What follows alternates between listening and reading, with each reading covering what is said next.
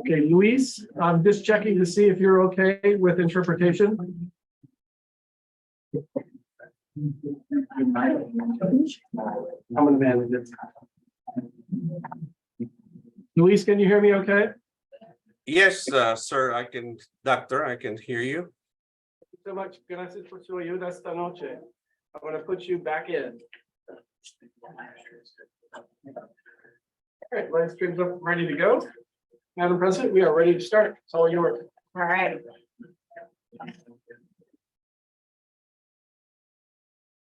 Quite 6 o'clock, Couple seconds. couple seconds. Wow, I never knew this.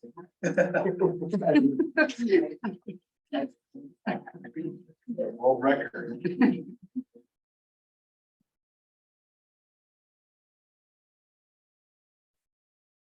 I call this meeting of the Vista Unified School District School Board to order. Please stand for the flag salute at 6 o'clock. Put your right hand over your heart. Ready to begin? I pledge allegiance to the flag of the United States.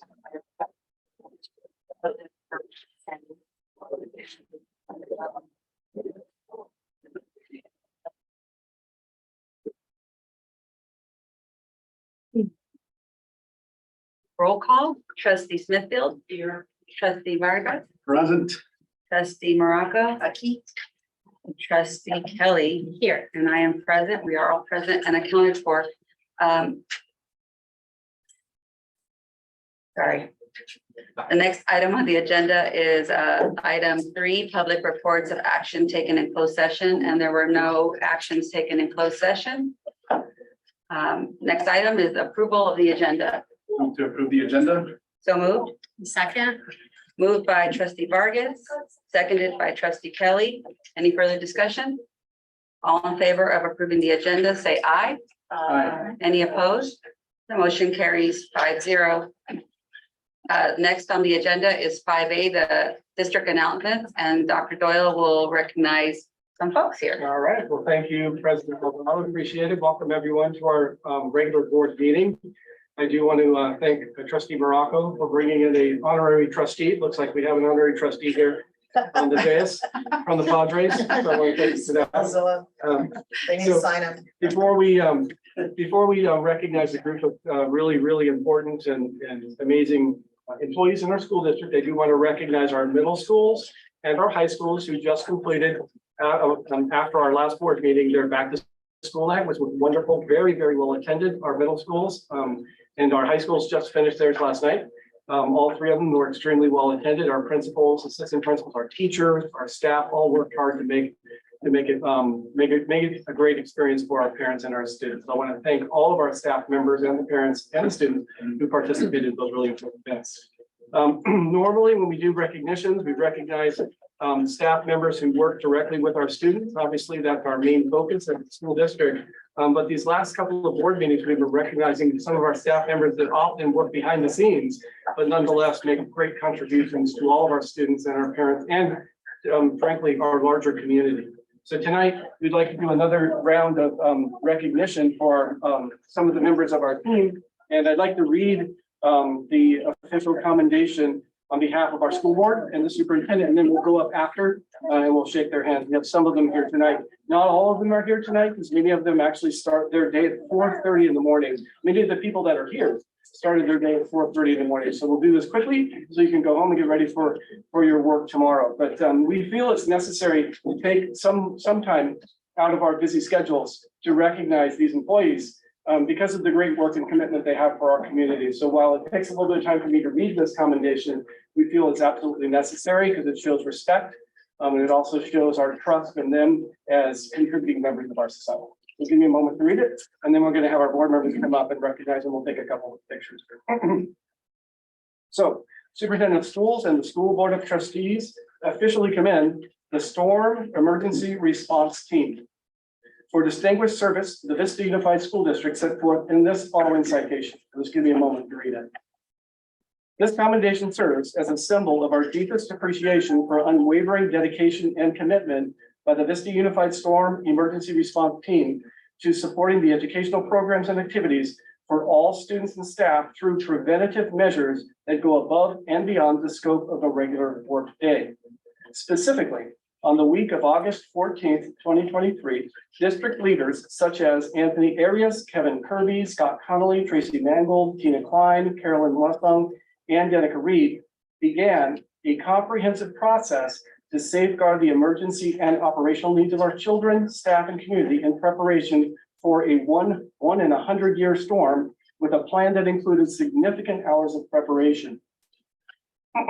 Furthermore, on the weekend of August 20th to 21st, everyone remembers that as the hurricane coming to us, the following storm emergency response team provided 24-hour watch and services to our facilities that prevented untold amounts of damage and allowed for the district to continue with regular educational operations on Monday, August 22nd.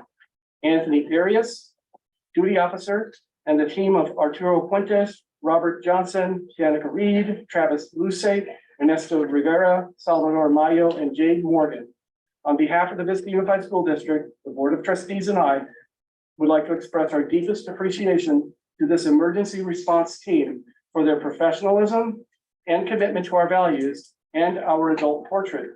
Your efforts prepared our grounds, facilities, operational centers, vehicles, and the fleet that goes along with the vehicles, and children nutritional service centers in case of emergency and to be of service to our community in the event of need. Furthermore, your careful planning and watch allowed for our community to rest easy, knowing that you were on duty and taking care of our infrastructure. As such, in our official capacity as trustees of the Vista Unified School District and superintendent, we officially commend each of you for outstanding service to students, staff, and our community in Vista Unified on the 7th day of September, 2023. Thank you very much, and we're going to call your names in now.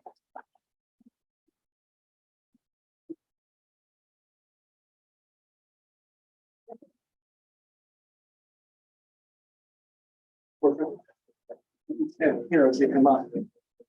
Pass them out. Just watch your step behind you. There's one cord. You have to be careful. What we'd like to do, if you're here and we call you up, if you can come forward, we can shake your hand, acknowledge you. And if you do want to take a picture, so after you get your certificate, if you can stand over here to the side, and then we'll get everyone in the picture. Okay? Well, how about we move to that side and then they So, can just post themselves whatever over works here. for you. Yeah. Yeah. Watch the step that Right. goes forward. That might be a little bit better than I do. Going in over here? Sure. Not tripping. You can handle it. Working in the car. All right. You know what I think, So scooch a little bit more, so they go in front and not behind. because the cameras are, Oh, goodness. people are gonna look weird. Just scoot over there so they don't go behind. I want to see. All right, here we go. Thanks for your patience. Anthony Arias, come on up, Anthony.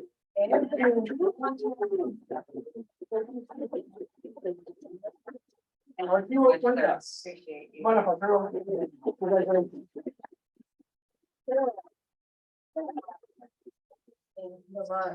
And Danica may not hear. Is Danica here? Danica Reed, was not here because she gets up early.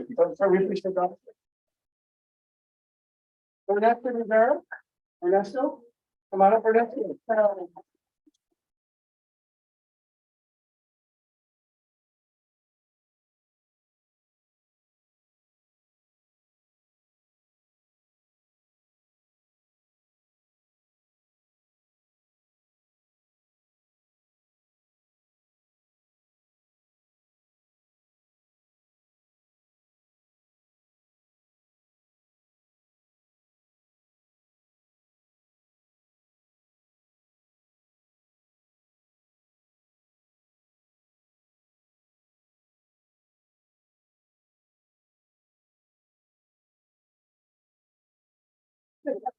It gets a little weird. Watch your step back there. I want you to- Thank you so much. Tracy Mangle, Tracy, come on up. Travis here? Travis, come on, Travis. And you know, Scott Conley isn't here, we want to try to congratulate Scott Conley. All right. Congratulations again, we truly appreciate everything that you've done. It seems like a simple event. It was a big event. Everyone knows this. It was hyped up pretty high, and because of your great work, our district was prepared. Madam President, any words before I take a picture? Well, first of all, I felt very calm knowing that we had a crew on hand all weekend long, and I knew that you guys had planned way ahead of time to make sure that we had minimal losses and that our school sites were safe. I was also in contact with Dr. Doyle about the possibility of our school district becoming an American Red Cross shelter, and you know, you guys thought of everything from potential food that we had in storage, and no, I just commend the foresight that all of you had to make sure that Vista Unified was prepared. And like I said before, you guys are the backbone of Vista Unified. Thank you so much. And you want to thank you for one more thing for giving up your seats to the students, you can go home. Thank you.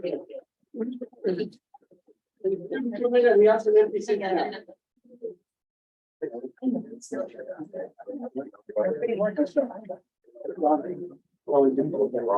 Thank you, guys. That's that side. These are.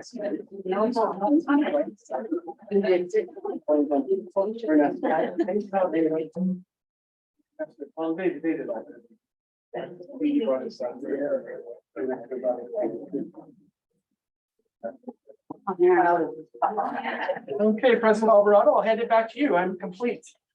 Thank you, Dr. Doyle. You're welcome. Next on the agenda is item 6A. We have a public hearing, the reappointment of board trustees, personnel commissioner for another 3-year term. We will now convene the public hearing. We will now convene a public hearing on the reappointment of Lori Guba to the Personnel Commission through December 2026 as the Board of Trustees appointee. The Board of Trustees appointed Lori Guba to the Personnel Commission at the January 20th, 2020 board meeting. In compliance with the Personnel Commission rules and regulations, the board is holding a public hearing to provide the public, employees, and employee organizations the opportunity to express their views on the reappointment of Lori Guba as recommended by the Vista Unified School District. The public now has the opportunity to comment. This matter will then come back to the board for approval during this meeting under discussion and action items. So if there's anyone who would like to address the board on this reappointment of Lori Guba, please come up to the podium and you will be given 3 minutes each. You may begin. Thank you. Thank you. Good evening, board. My name is Marcela Ramos. I work as a district interpreter translator, and I just want to give a good feedback about Lori Guba. I've been attending Personnel Commission meetings, and I want to say that the board made a good decision in appointing her to serve in the Personnel Commission meeting. I appreciate that she always asks for feedback from the public, especially from CSEA. And so we take note of that. And so I would not highly recommend, but I'm just saying it was a good decision that you have appointed Lori Guba, and I'm glad to hear that she would like to, or the board would like to reappoint her again. Thank you. Thank you very much, Ms. Ramos. Anyone else who would like to address the board on this matter? Seeing no other people, the public hearing on the reappointment of Lori Guba to the Personnel Commission through December 2026 as the Board of Trustees appointee is now closed. Next on the agenda is item 7, presentation by community members, public comments, community members. Any member of the audience who wishes to hold and speak to an agenda item should complete a hold card and present it to the board secretary before item 2A or before the meeting begins. And since we have no one, we will just move on. We have no hold cards. Is that correct? That's correct, President Alvarado. Yes, ma'am. All right. All righty. Next on the agenda is item 8A. It's reports from school-related organizations. You will have 5 minutes. First on item 8A is Vista Teachers Association.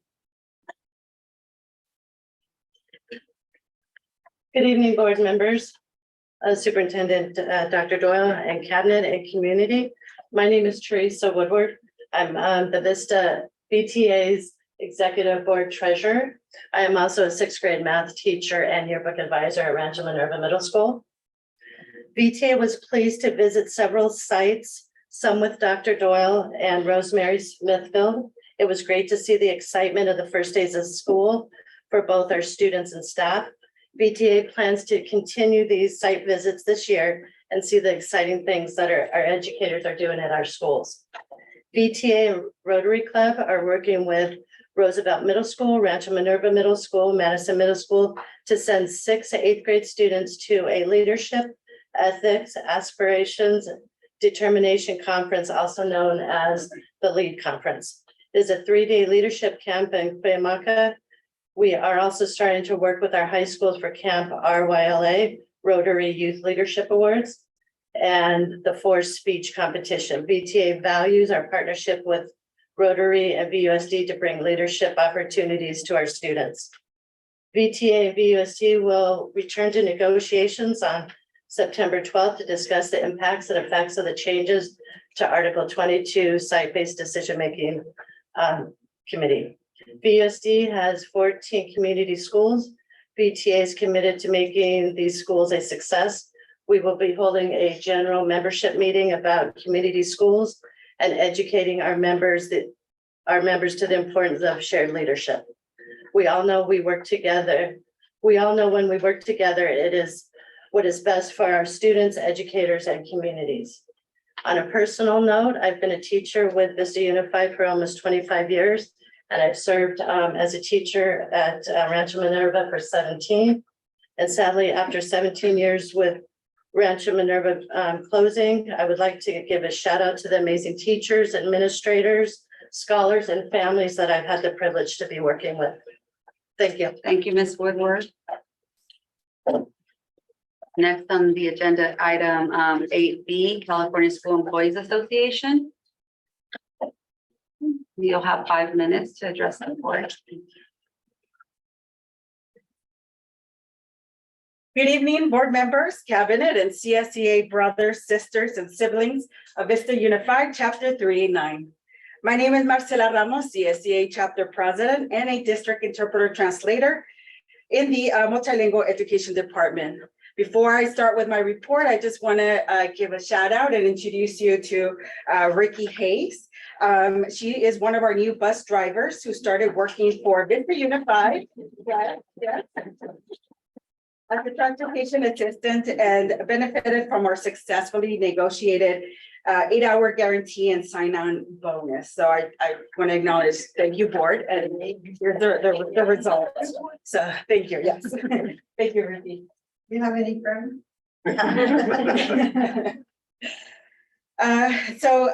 Welcome board to a new school year. I want to begin this report by sharing this year's theme. Creating joyful learning environments that promote care, belonging, and connection, and foster creativity, curiosity, and engagement for all students. As we reflect on how classified employees can create joyful learning environments for our students and families, it is also important that we reflect on our district values. So let's reflect. Collaboration, working in partnership with staff. In recent months, the board approved new leadership positions. Although some of these positions may be completely new to the district or may be filled by someone that's completely new to Vista Unified, it is very likely that these leaders will have supporting staff, classified employees, who may have had years of experience working at Vista Unified. The students benefit when the district gets input from classified employees about what works well, what needs improvement, and what tools or resources are needed to improve programs or systems, etc. So let me give you an example. We have the ELOC program, right? Our after school program. If district is making changes, tap into your resource, specifically the instructional assistants that work in our after school program. They made it clear to the district, can you please include us in these conversations? So that's a perfect example to collaborate. Equity. Valuing diversity and providing equitable access and resources. Classified employees bring a diverse set of skills and experiences. So The district has expanded the community school model to 14 schools this year. And we understand that this is a new grant, a new program, so many new things, right, about it. But tap into your resources, again, classified employees, on how to better support your schools, what decisions to make. So let me give you an example, community liaisons, right? The majority of community schools have decided to add more community liaisons. Well, sometimes community liaison, this is not the first time experience providing services to families. Perhaps they come with wealth of knowledge and experiences elsewhere that they bring into the district. But you won't know that if you don't ask, or you won't know that if you don't bring them into the conversation and make them part of those meetings and those discussions, especially when we hear that this is a new program. We are trying to figure it out. Let's figure it out together. Another example is the district will be providing training for classified employees who serve in the role of the interpreter. This is awesome. This is great. This is new. Tap in your resources. Who are they? Your district interpreter translators. Why? Because we come with experience and knowledge. This is not our first rodeo, perhaps our first school district, perhaps the first in school setting, but we come with past experiences in doing interpreting and translation work elsewhere. So we have networks outside of our school community that we can tap into and suggest and recommend to the district what type of trainings to provide to our classified employees. Again, this is tied in to better serve our families and students. Let's see. Equity, right? On the topic of equity, I just heard our BTA's treasurer talking about site visits. It's important that what's offered to our counterparts is offered to CSEA too. Allow us to go visit school sites at the same time together, show that united front. That's very key and important. Let us not be an afterthought. Trust. Have honest conversations with classified employees. This happens when the district is transparent in their communications. We all know that Vista Unified has begun the difficult, painful process of consolidating schools. This will have a huge impact on our classified employees, and we all know that.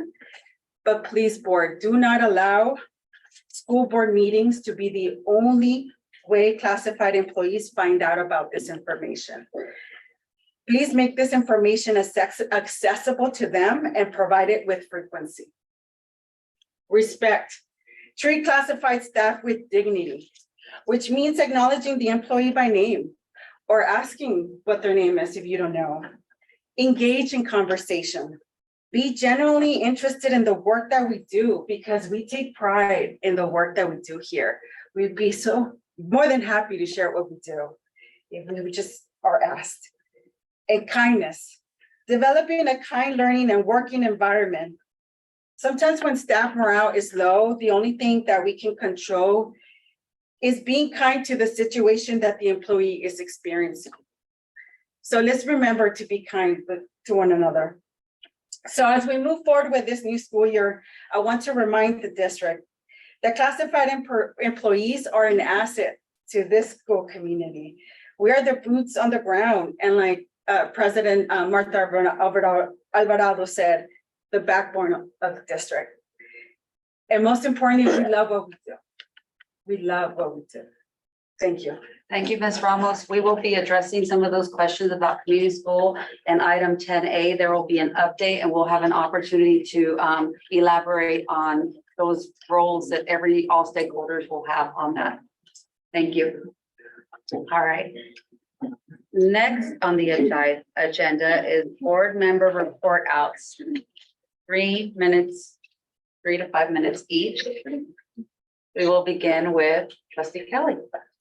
Thank you. I've had quite a bit of business travel, and which included the first week of school. So unfortunately, I missed being able to visit school sites on day one.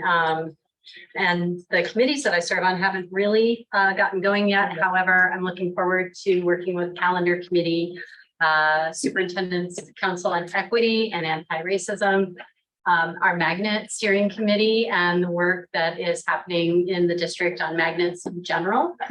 And the CS CSBA, which is the California School Board Association Delegate Assembly. So I'm more like, stay tuned. Thank you so much. Trustee Morocco? I went to 3 back to school nights. I went to the elementary schools.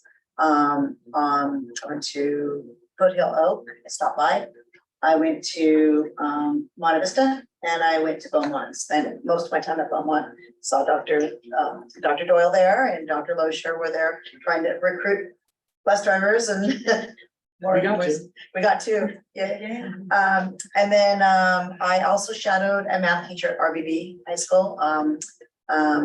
Pat Emis that allowed me to shadow him, and it was a really, really great experience. I'm so thankful, and I would like to actually do that at each school level. So I might be talking to you about doing middle school, maybe shadowing you. And I need an elementary school. I really, that's a very valuable experience for me, given that I'm not, don't have that kind of background as an employee or a teacher of the district. So it's been very valuable. So I appreciate it. And I'm not sure if that was last meeting that Dr. Doyle and I went to tour some of the facilities. The new construction and the facilities. The facilities, I haven't seen the new construction yet. I can make it that day, but then we went to tour some of the facilities, which was really valuable. So look forward to doing a lot more of that, school site visits and everything in the future. Awesome. Trustee Vargas?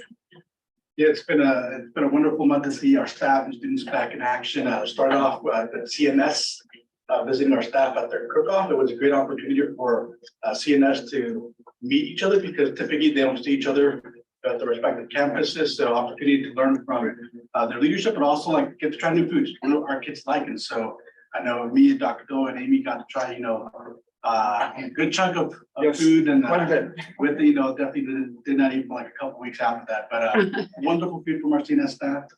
Following that first day of school, got to stop by Grapevine with Councilmember Melendez and Mira, and so get to see our students back in action. Some very happy from the upper class, and then in pre-K kindergarten, a lot of sad faces, kids leaving their parents, but they were in good hands with our wonderful set of teachers and staff on campuses. In addition to that, visited VAPA, where I got to serve as a translator, interpreter during the back to school night. So staff putting me to work, and so happy to that efforts. And then last week got to visit Roosevelt and Alamosa, so I got to see Merritt. Yeah, Rosemary's grandson, and so wonderful things happening in one of our new language campuses. But also got to see Roosevelt in action and the work that's happening there. They're super excited about their additional counselor. And that's through the advocacy and our community, getting more state funding to make sure that we meet the needs of our students. So they are excited about that. And I attended a CSBA meeting with my colleague Julie Kelly, Trustee Kelly. They will be doing a tour of Stanford Squad Academy later this month. And so if any of you are interested, it's on Monday. It's sent the information to Chris. And so if you are interested, sign up. Definitely another part of our community. So they serve Boston youth. And they're in the Stanford Squad area, and so that's through the county office of education. And school board Rick Shea is happy to give us a tour of that facility. But with that, exciting stuff. Look forward to visiting some more sites in the coming weeks. Thank you. Thank you. Trustee Smithfield? So I did do some people visit, like Carrie Apiga and Dr. Doyle. Still have a lot more to do, of course, and just a quick note on my grandson, they got their learning loss aid, who happened to be a ex-second grade student of my husband's. And he was in a bilingual over there, so it's kind of weird how life works out, but anyway. The Measure LL long range facility stuff I see back there, which you'll hear tonight. But anyway, I'm so excited and I am so proud of what we have accomplished so far. So I know President Alvarado got a tour, so my first question was, what did she say? What did she think? Because it's just amazing that we can do this. for you guys in your schools, and I go on the RVD campus for your CTE building. And I think what a wonderful thing to offer that space, the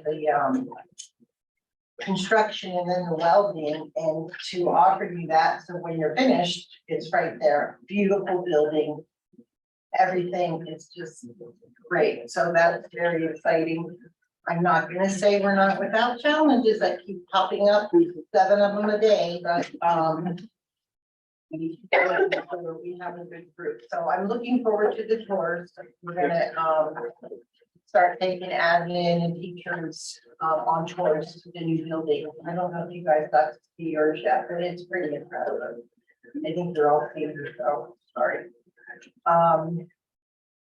Govier coming along, the plans are there, very exciting, putting the final touches on some of the school, very exciting. And then Vista Magnet. Again, looking really good. They had a big challenge with the parking lot, but we're figuring it out. We keep finding things on the ground that we had no idea existed. I think that's it. Thank you, trustee Smithfield. I had the pleasure of visiting 3 school sites on the 24th. I went to Breeze Hill with Dr. Doyle. I got to visit with the nutrition workers who feeds many kids. Breeze Hill is I think our biggest elementary. And she shared her passion for feeding our students. And I got to see the whole setup and how smooth everything is. We got to see collaboration at work with their principal and a second grade team, and we visited several classrooms from TK all the way up to 5th grade, 3rd grade, and that was great visiting our biggest elementary school. We went over afterwards to Foothill Oak, and again toured kindergarten, and also collaboration of another team, and I got to see the benefit of the community school money in such a small class. Like I think they had 18 in the class because of the extra funding they had because of the community schools. And so that small teacher to student ratio is really important in those primary years.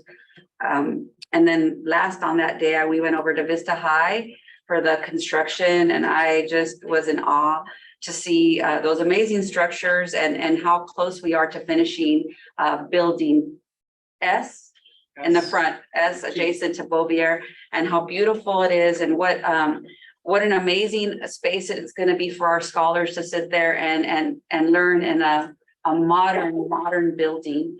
And you know, when you dress nice and you look spiffy and you have nice environments, I think it just does a lot for learning. So I'm looking forward to our opening of building S in January. We went over to building T in the back. And again, you know, it's a grand structure if you haven't been there. Building T will overlook the football field, and we might have to have a board meeting there. Yeah. I think overlooking the football field. It's a beautiful campus, and our scholars deserve those opportunities that they're going to have. And last, on the 28th, Vista High was very proud to host Military Academy Night with Congressman Levin, where we had students who were interested from all of North County. They came to Vista High. Trustee Morocco was there as well. And they learned about the possibilities of applying for a military academy, i.e. universities, and the process that is necessary and how what the requirements are. And as a Marine Corps veteran, of course, you know, I had to come in with my Marine Corps colors, my blue and red, and Represented well. yeah, and talk to all of the organizations from the Coast Guard to the Army, Navy, Marine Corps, and who else was there? There was All 5. all 5. All 5 of them. So Oh, the military. Coast Guard. The Yeah, maritime, yeah, that, so, it was a great night, and it was 2 hours long, and the the place was packed. So I'm glad that Vista was able to help facilitate that, especially with our wonderful ROTC program. Right. And I look forward to visiting more sites in October. So if CSEA leadership would like to walk with me, it'll be on a Thursday. I'll get in contact with y'all. So you can walk with me in October and hopefully November. I have that scheduled 2 Thursdays in the next months. And I think that's all. Thank you. All right. So next on the agenda is item 10A. Staff committee reports to the board. This is specific to community schools update, which we are so proud of the expansion of community schools at Vista Unified. The numbers of community schools that Vista High has opening supersedes any other school district in North County. And what that means for our families and our scholars is giving those people the resources and the scaffolds that they need to thrive. So I am proud to be part of this board and this governance team that has worked so hard to deliver the goods, which include $20 million in grants. Correct. Mhm. Thank you, President Alvarado. So this new structure that we have that was requested by the board is an abbreviated presentation tonight, but we also have given you the Friday prior more detailed information. We can always follow up with more detailed information. We can talk for 3 hours about community school. But for the purpose of tonight and getting through all the items on the agenda, we've prepared a very brief. Obviously, we're available to answer your questions, but we're committed to community schools. We're doing really great work. And we're onboarding 14. We had 5 last year, so we're onboarding the difference this year. Take it away, Dr. Olmsted. I'm not sure more what I can introduce based on our introductions from our board president and our superintendent. But what I wanted the board to know is that you may see new faces with community schools. So with bringing on Dr. Iglesias, who was a community school principal last year. And then also in our restructuring, Dr. McKeon is going to oversee our implementation of community school. And we've moved Joanne Faust into actually helping with the implementation of community schools based on her roles and responsibilities and some realignment that we've done. So Joanne, will you please see you? She's in the back. She's in the back there. I think she's wearing pink too. And so, I think you are Joanne, right? Yeah, she is. And so our team made sure they wore pink today. But they're going to take the presentation for you. But I just want to let you know a little bit about what we've restructured and how we'll be moving forward with our implementation this year. But go ahead, Dr. Take it away. Thank you. Board President Alvarado, members of the governing board of trustees, Superintendent Dr. Doyle. It gives me great joy to speak to our update, our journey, our story. And so I want to start with the story, but I'll keep it brief. So the mission and vision that you see before you, we're in our 3rd year of having this journey. We're in our 3rd year of having conversations and redesigning our educational initiatives and programming for our students. And so you'll see some words highlighted under the mission. You see equitably support. And Dr. Doyle probably doesn't remember this, but I was part of that committee. We had a number of members from the community come together. We're still Zooming all the time because it was still COVID, the times of COVID. And Dr. Doyle facilitated a number of conversations about the language that we would use, for our mission and for our vision. And I remember the mission was fairly simple. We're all scratching our heads saying, we should incorporate the 4 pillars, right? And we're like, yeah, let's do that. That makes a lot of sense. And we did. So what you see there is the collaboration of a number of community members that came together and facilitated by Dr. Doyle. We wordsmith hours upon hours, what that would look like, what that would sound like. And we landed with the 4 pillars being incorporated in our mission. And we highlighted equitably support all our students and families. And so that was powerful. But that was pretty simple. It was pretty straightforward. And then when it came to the vision, we had a couple of meetings. We had to have at least a couple of meetings to come to terms with what the vision was. And I remember the first time it was nothing like this. It was something completely different. But we landed with whole community, whole child experience. And that's what we highlighted, that it meant a lot to us. And the thing that came about in that conversation was that we knew that it was all about leading to the performance, the continuous improvement of our students and their academic achievement. So I just wanted to kind of speak to that journey because I was part of that journey, and it took a number of meetings and collaboration with members throughout the city of Vista that came together to create this mission in Vista, mission and vision.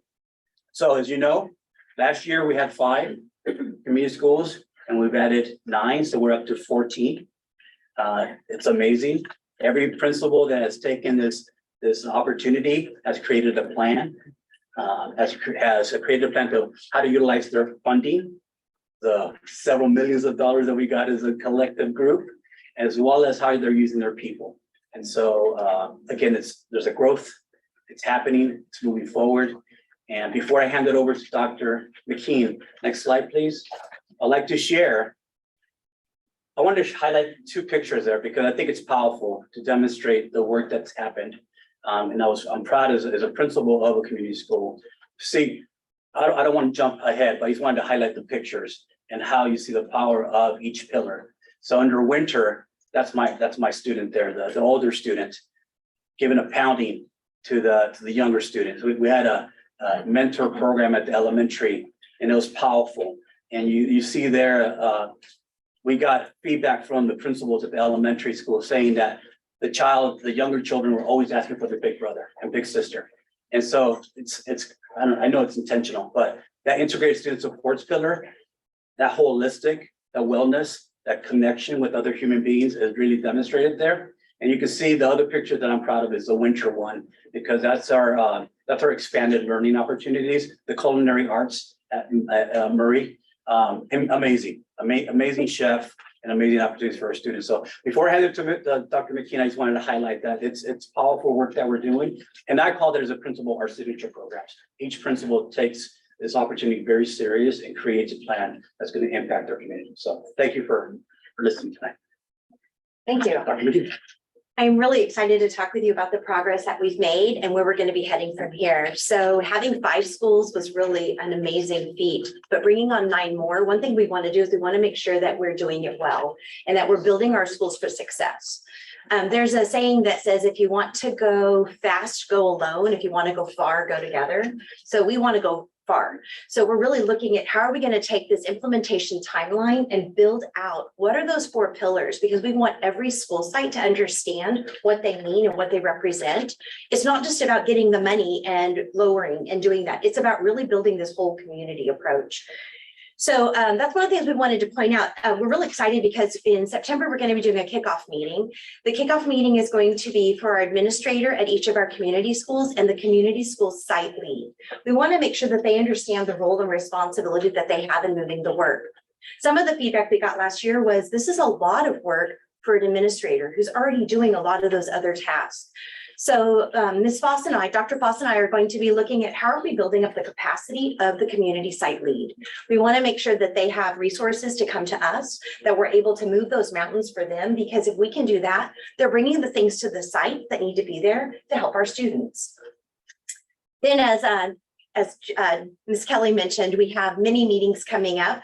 One of the meetings that we have will be our steering committees. So those will be coming up as well that we will have. That'll be a chance for board members to come, for the community to come, for our partners to come. We want to make sure that we're doing the work where we're bringing people together to begin to move that needle towards what are we seeing that the students need and how are we reaching those resources to bring them in. So what you can see up here is this is our timeline for this year. We're kind of going to go slow. So these are our 4 pillars. We're 2 in fall and 2 in winter. We want to take the time to build it slow. And then in the spring, we're going to take that moment to bring them all 4 back together to see how they work in conjunction and concert. All right. This is the exciting part, because not only do the pillars represent the community schools, but they also tie back to our house of learning.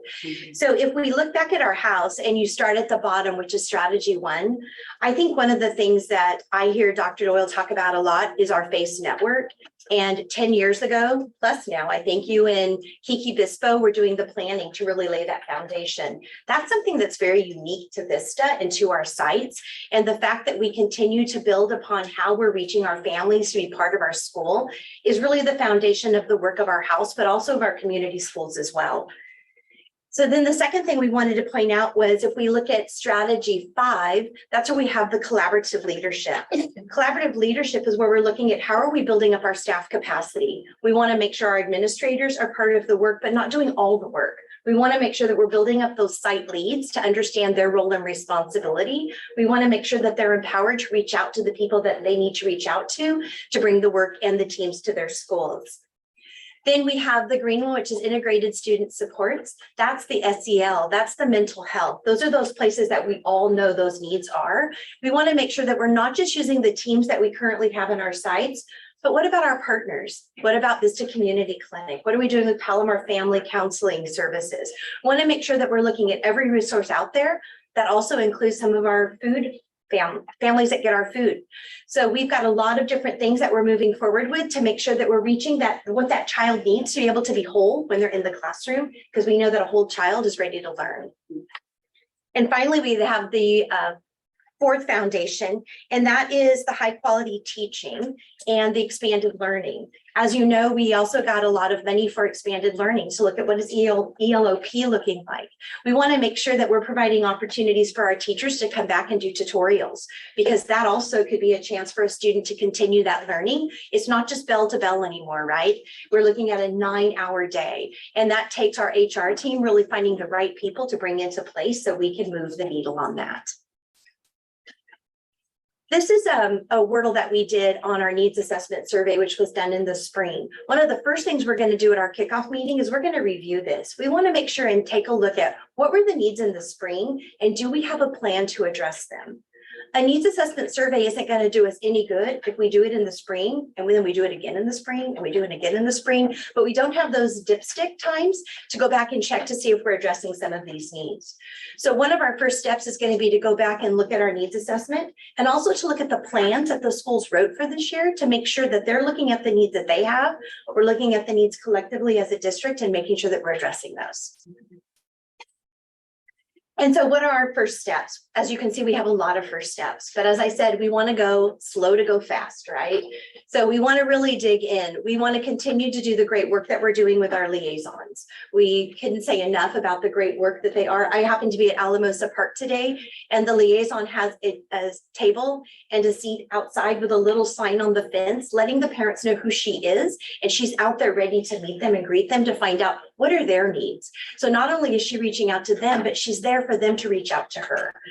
The other things that we want to do is really dig in deep on our SEL. We want to make sure that our students have the social emotional supports that they need on a day-to-day basis. And then we're also going to take a look at what we said is developing up the capacity of our community school site leads. We want to make sure that the people that are set up to do the work are supported to do the work, understand the work, and that it's not just a task and a checklist. We want it to be meaningful work that when we come to the end of the year and we provide you with the summary, that you can see that we've gone from point A to Z and all of the amazing things that we've done for students. And with that, we would love your feedback. Right, so I started with trustee Kelly, it's trustee Morocco's turn. This is so exciting. You guys are doing great work. This is amazing. I'm very excited to hear.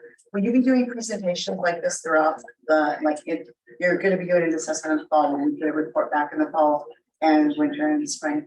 We would love to give them to you. Yeah. I look forward to hearing about it. I know we agreed on 2 presentations a year, and then we'll do board updates as well. That's fine. Yeah, Awesome. for sure. Perfect.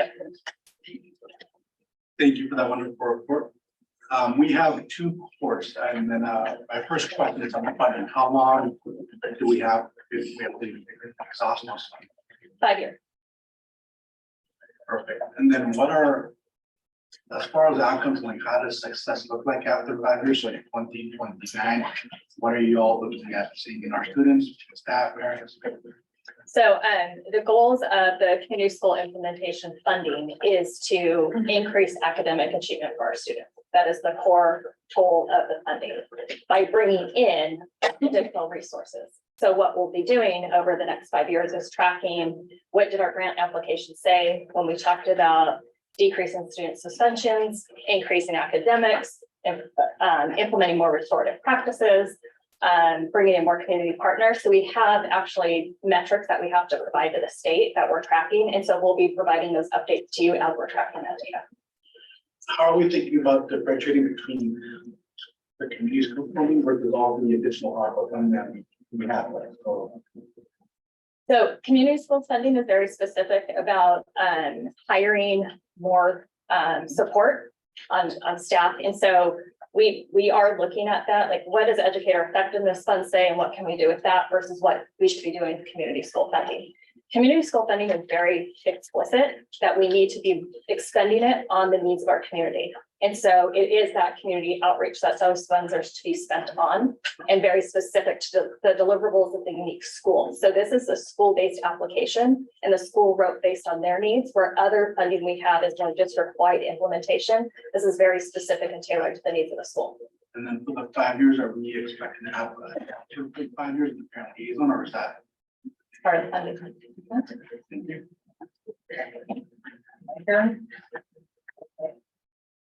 Mine is more that we're going to be within, okay, so we have a lot. We have a lot of schools, like we jump from this to, I'm not always sure if that's a good thing, but if we stay with what you said. So a few things, on the site leads. Because I would think these people are so instrumental on the community needs, that they need to know what that community, specific community. Are our site leads, were they currently at these sites, or are they brand new people that we brought to the new location?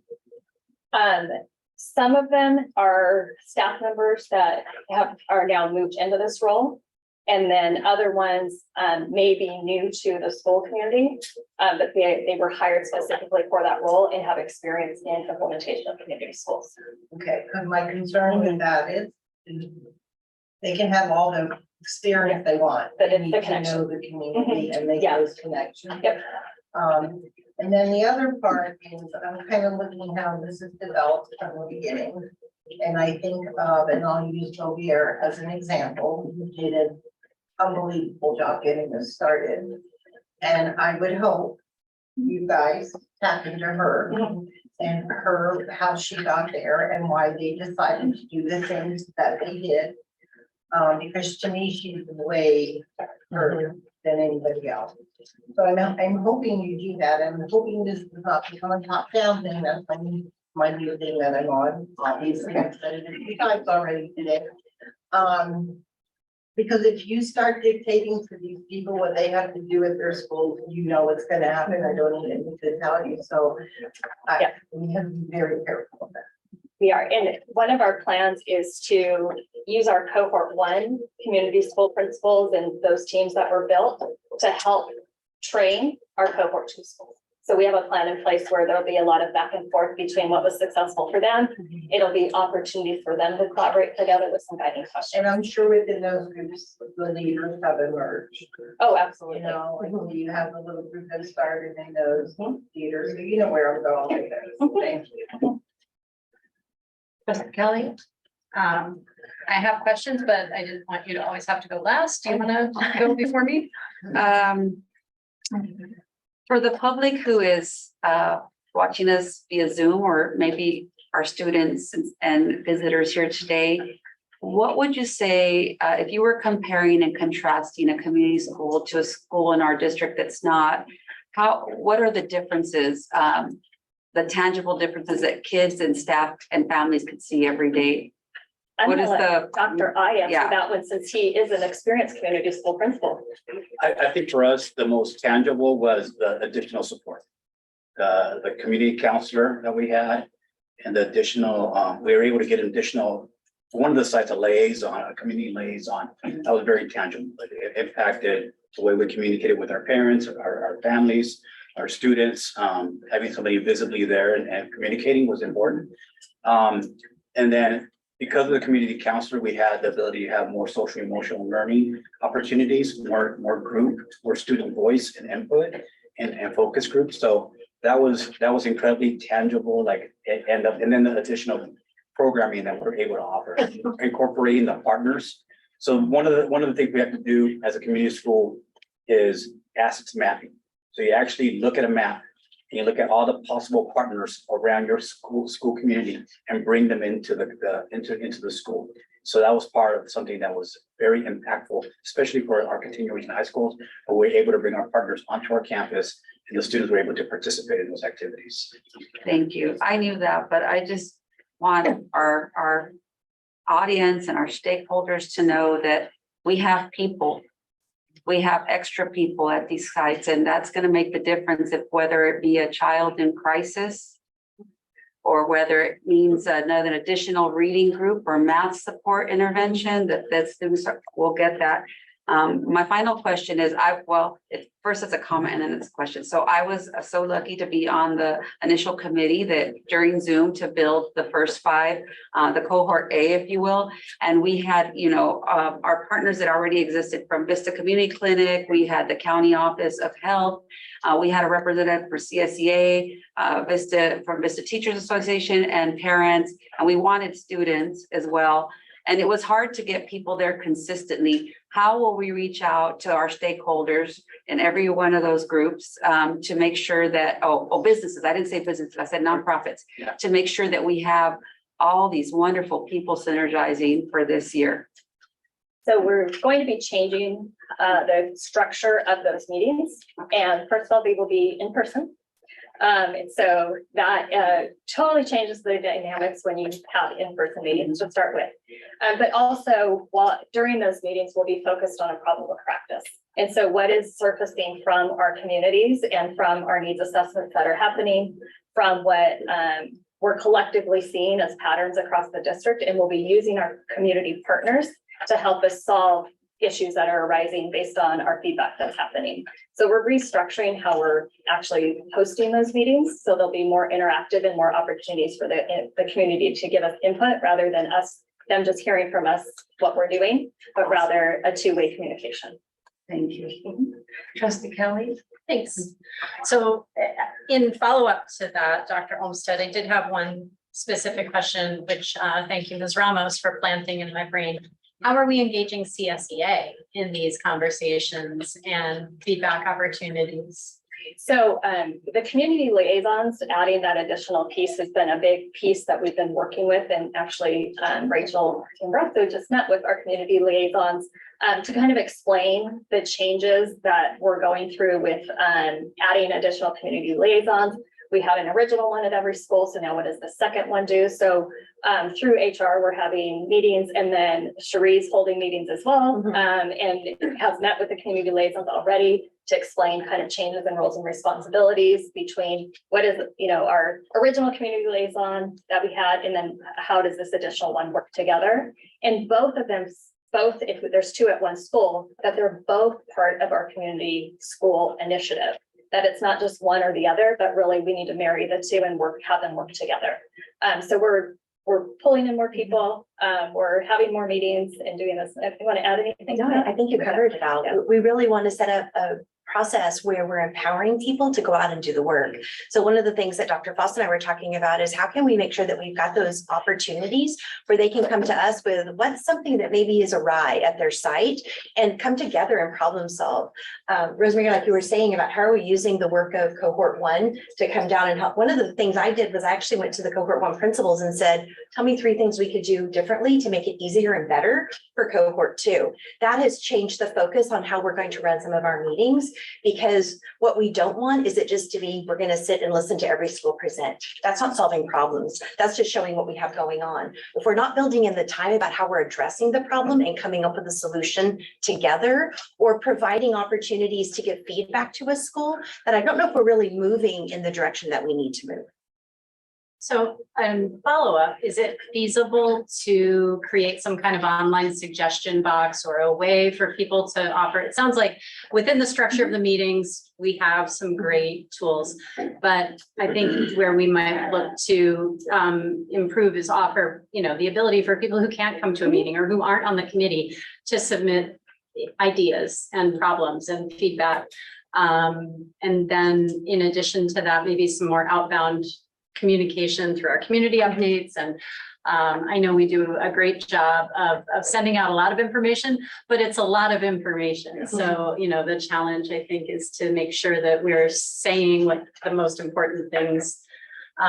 So that's the end of that one.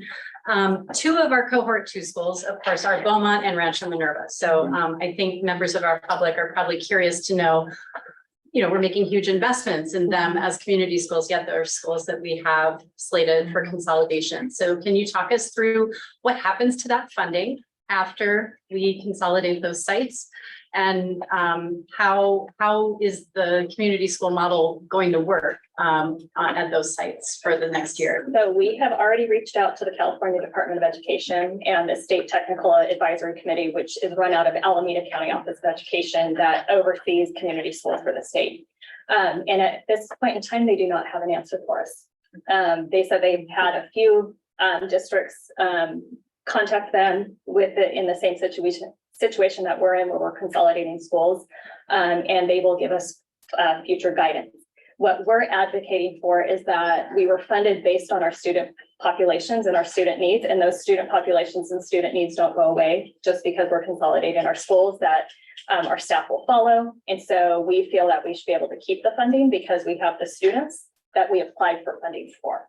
And so we've advocated for that, and they said they will get back to us with an answer when they do.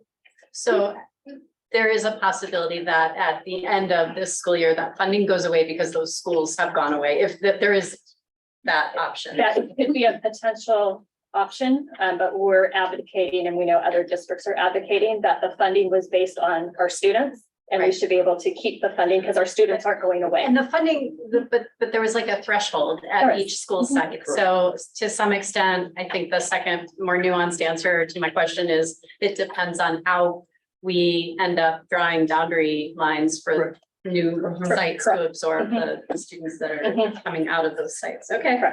I think the key is we're already on it and we're advocating for them to kind of take into consideration a continuation of the funding they've given us. But we don't know whether they're going to do that. Well, if us in our role as trustees can add to the advocacy, please let us know. I'd appreciate that. Yeah. And so just to piggyback on that, this year, our scholars will get all those extra resources and they will get all the extra extended learning opportunities, the extra social worker, because the schools have social workers, extra health support, and so they will get what they need this year so that we get better outcomes. Okay. Thank you guys so much. Yes, and now we will take a 5-minute recess so students can get their paper.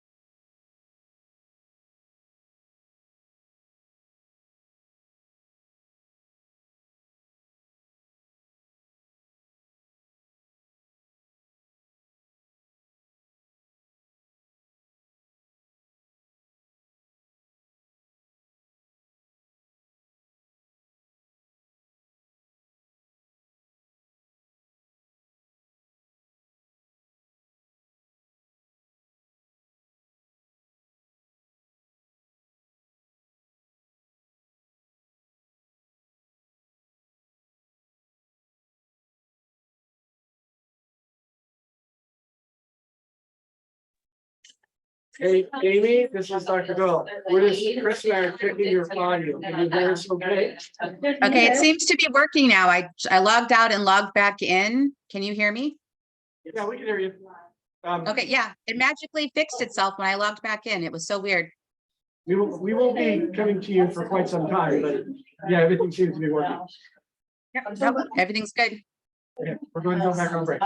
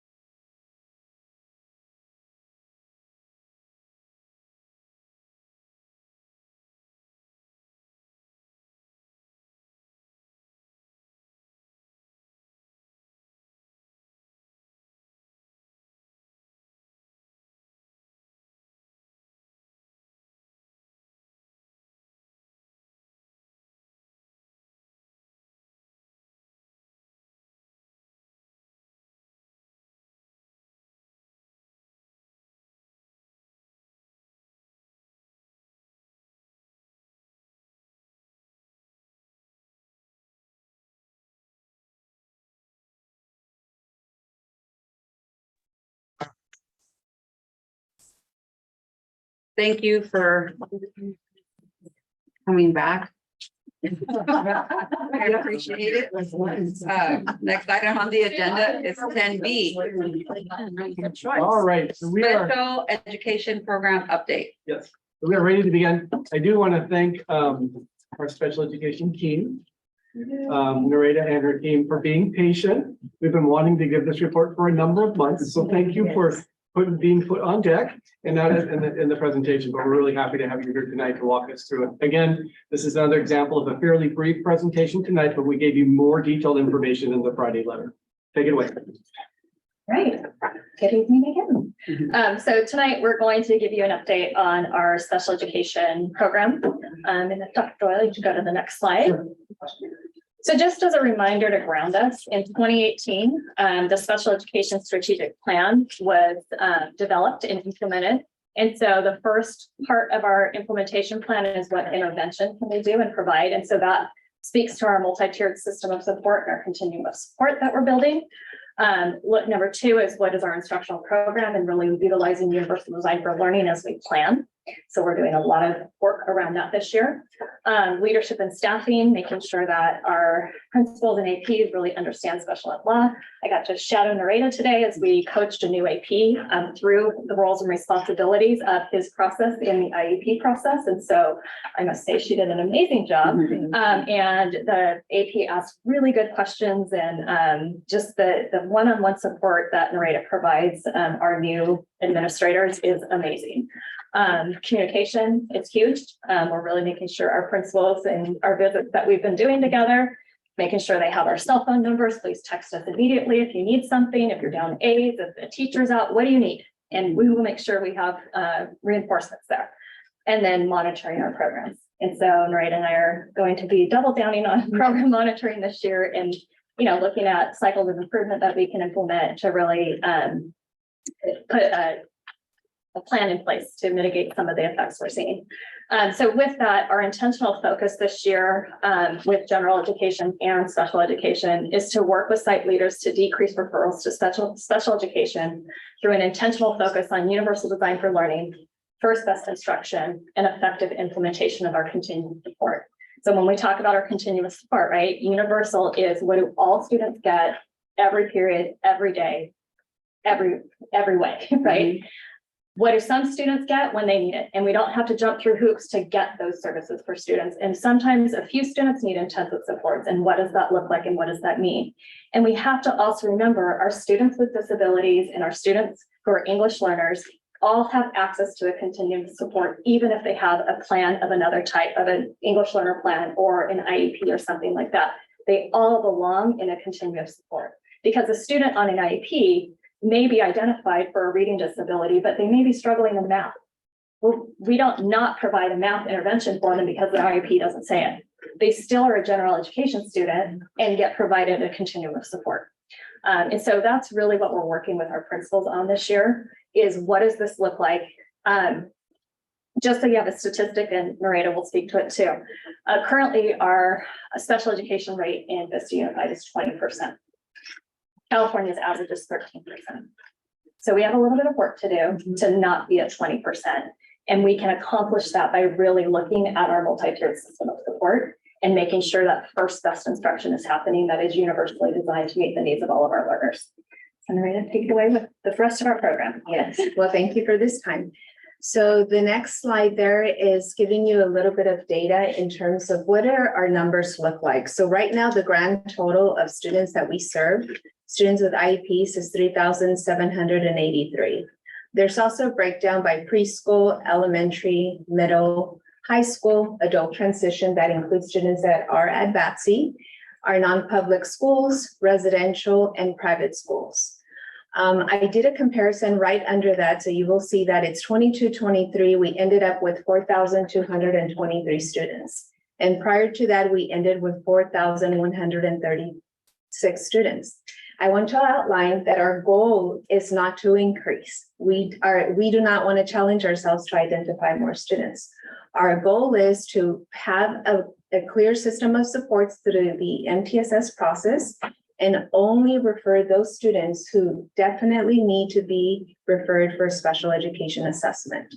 And so what the next chart really breaks down is what are the specific areas that most of our students qualify under. And if you look at it, the larger pie does show that 1,100 students qualify under specific learning disability. That's when you talk about our ed specialists, specific academic instruction in specific areas. It could be language arts, it could be writing, it can be math. And the second largest area that our students qualify and receive services for are speech language impairment. So that speaks to the number of speech language pathologist positions that we've had to propose to increase because that is the need. And then of course we have autism. And so going through this process is we have definitely identified how our students qualify. And that is an area because we do have the staffing, and I do want to thank all of our staffing special education because all of them through the process are not only providing services, but they're also assessing through this process.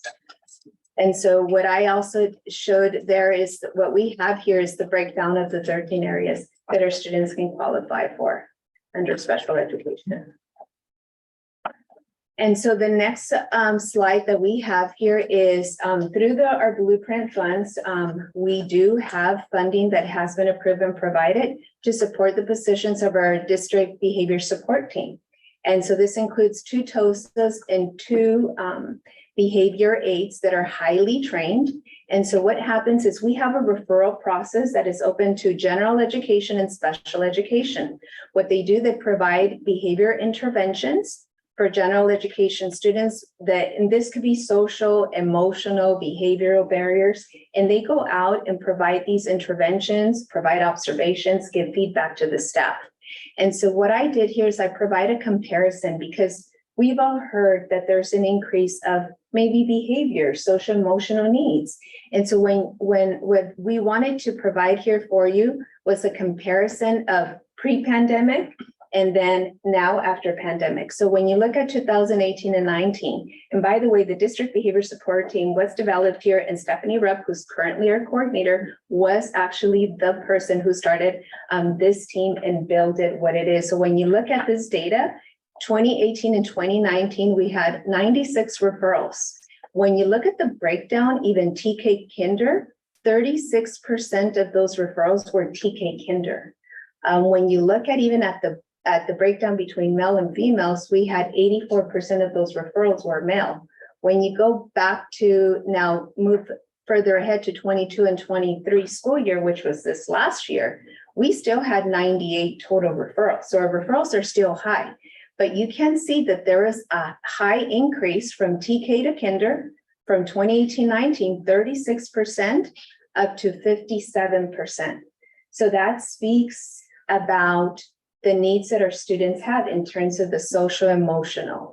And so as a district, we are set up by having a district behavior support team to be able to identify, because part of IDEA is having a child find system. And even through this process, maybe a student does not need special education. Maybe we need to have some social supports. And so our team is able to provide that guidance and possibly work with the team. And if it's an SST that we need to start in process for the behavior side, then that's what's implemented.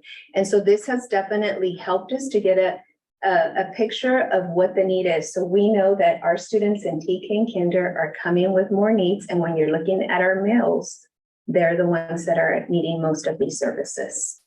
So I just want to say something about that little number there. Yes. In 2018 and 19, we barely had TK. Yes. So it would be lower because our population was really low in TK. Yes. In those years.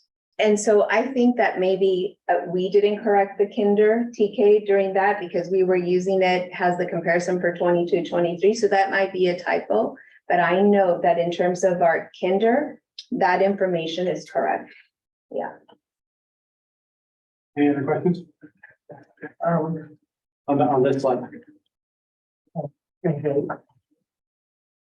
I have a question. Is it possible that the reason why we are identifying more males is because when males have these issues that it's more readily apparent, whereas females may be more silent about it and may not come through. Is there any study on that or any data on that? I don't have that specific information, but you are correct when it comes to our boys. They are more expressive in terms of showing their emotions through physical or just wanting to engage more in play. And so I don't have that specific information, so I don't want to speak to it, but I can look further into seeing where we can gather that information for you. Okay, so this next slide shows, I wanted to give you a clear picture about initial evaluations. These are all of our students that were referred for special education. It could be a parent request or it could be initiated by the school teams. Now, at the top, we have 786 initial evaluations that our teams completed last year. And again, going back to our IEP teams, this includes the ed specialists, speech language pathologists, psychologists, OTs.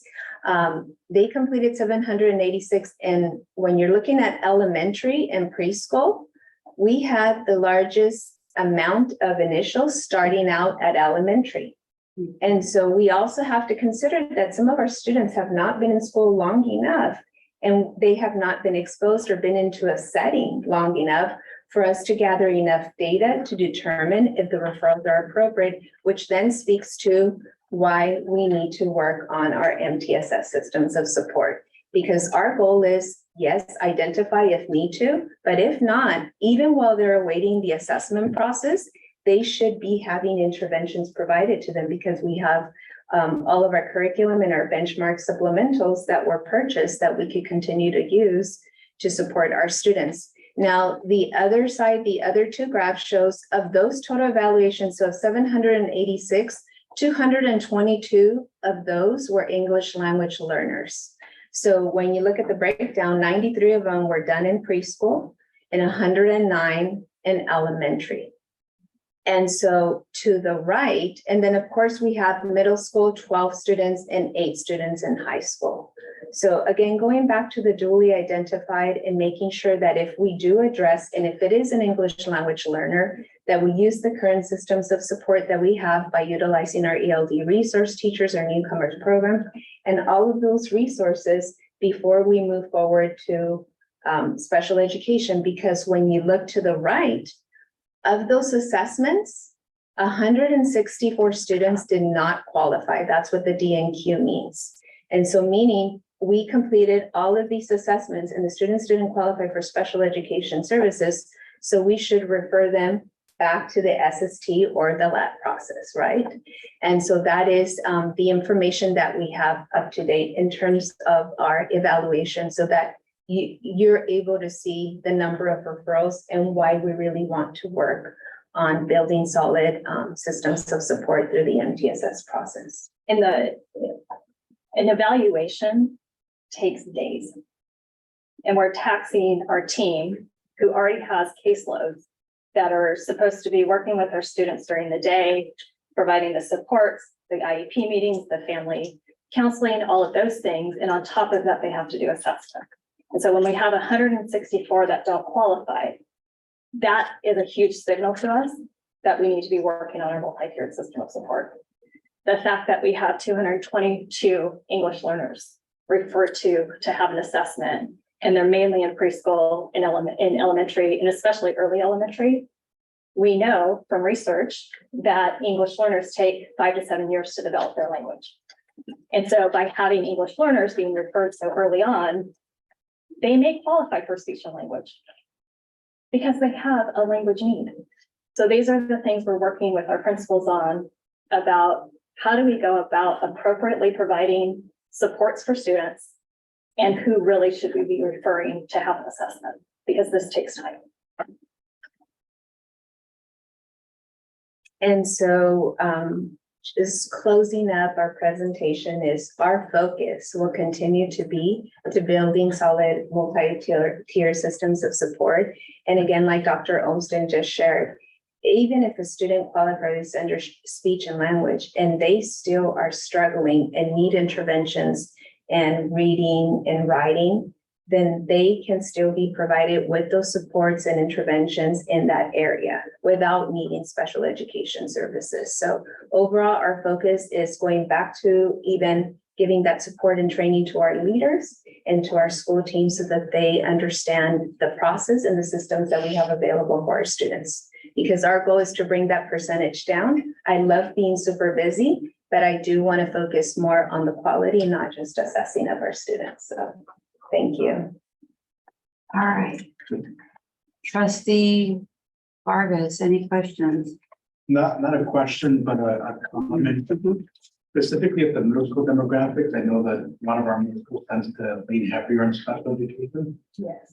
So Dr. Doyle, as we think about redistributing of land, if we can do something about that, I'm not sure what the solution is, but I'm like, I know when, schools have a higher density of ELD or even ELD special education and Yes. heavier lift. Not to say that students are not able to learn, but I know it's going to take a lot more resources, like conversation that, remind as we begin that process. Yeah, so that redistribution process for students with special needs will be different than the redistribution process for the general education students. And they'll actually have individual meetings. And we'll talk about where we relocate those programs so it's better balanced. I think that's what you're referring to. It's better balanced. Yes. Anything else? Thank you. Trustee Smithfield? A book here. Okay, so thank you. Appreciate it. I love where you're going. But it turns on great alarms in my brain, and I'll tell you why. Because I've heard it before.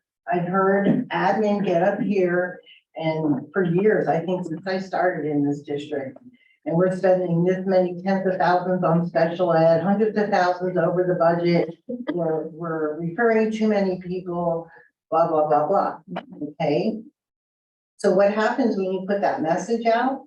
I will tell you, they stop listening to the teachers, and the kids that need help don't get help. And it led to in this district that there were students that it was quite obvious early on that they needed help. And they had teachers that knew the difference from a boy being a boy, a second language learner trying to catch a language, and a child that has a problem. And those children were made to wait till fourth grade before anything was looked into because we had to get our special ed numbers down. Can't do that while I'm sitting here. I will be on that. So I'm just letting you know, like, if I start hearing from people, they won't hear about it. I personally feel the problem is at our early grades. I believe this district, and probably a lot, have been in the practice. If you wanted to punish a teacher, you put them in kindergarten or first grade. And that'll make them either leave or whatever. So we got filled, and I know, because I was kindergarten, my grade level changed every single year. They didn't know all this stuff you're teaching them, science of reading. They had no clue how to teach a kid to read. So guess what? The kids acted up. Then they would refer them. So it's a huge thing, and it's not a simple thing to say, we're gonna look at this and they're all gonna get their things in the classroom. We have to start that at the site level of who we put strategically in the grades and what grades they go into before this will work. Because I've watched all those hurdles through year after year after year. And so that's one thing, or two things were great. The other thing was, again, some teachers know when to refer, and some teachers are not listening to me. And then they waste everybody's time. And a lot of it is boys, because boys are boys, right? They need to move more than girls do. People that get put in those grades don't understand that.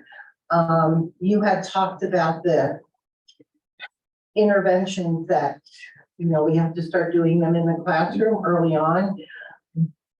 But I don't know one general ed teacher that's trained in speech and language techniques. I mean, like I can do like, oh, that's the, whatever that sound is, whatever with the kids and feel this, and can you do this, or let's put our time here.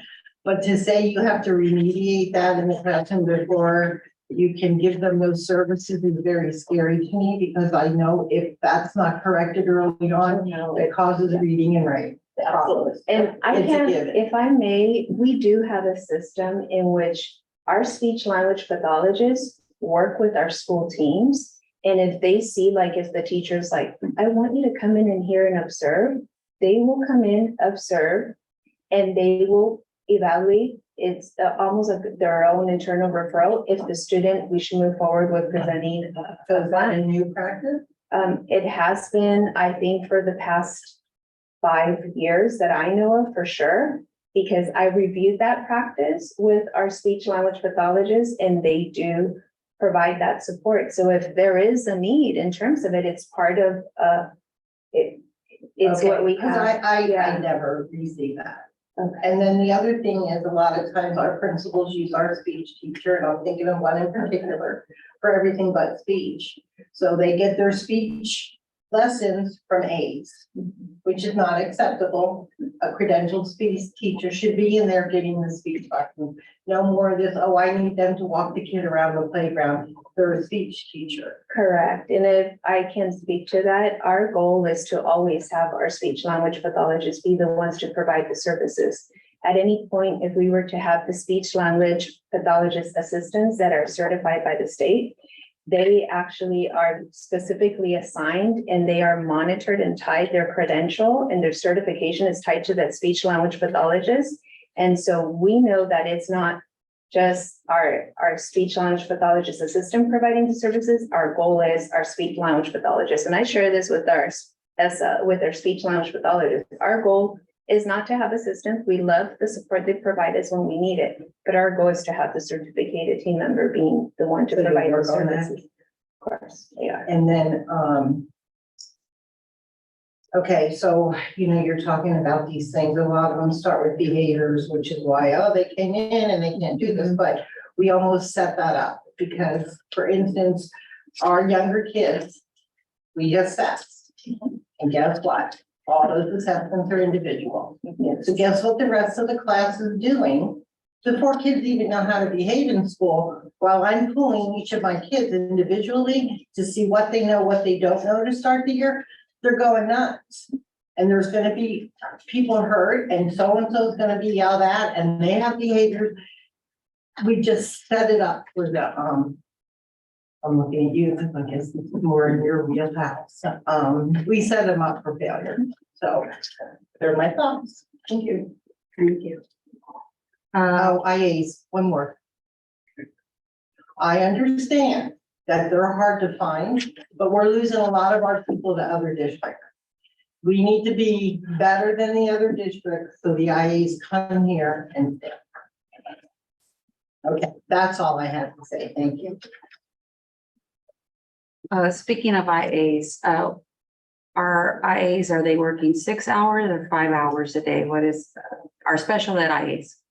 They are all 6 hours. 6 hours, okay. And I will add, on our support of the site, we have over 36 credentialed substitute teachers in our special ed classrooms. So we identified needs of support at sites that were short-staffed. And we have we have 36 that are out there. They're either teaching the class or they're out there supporting. So we have support for those that have shortages. As you're trying to fill the short. As we're trying to fill those positions. Yeah.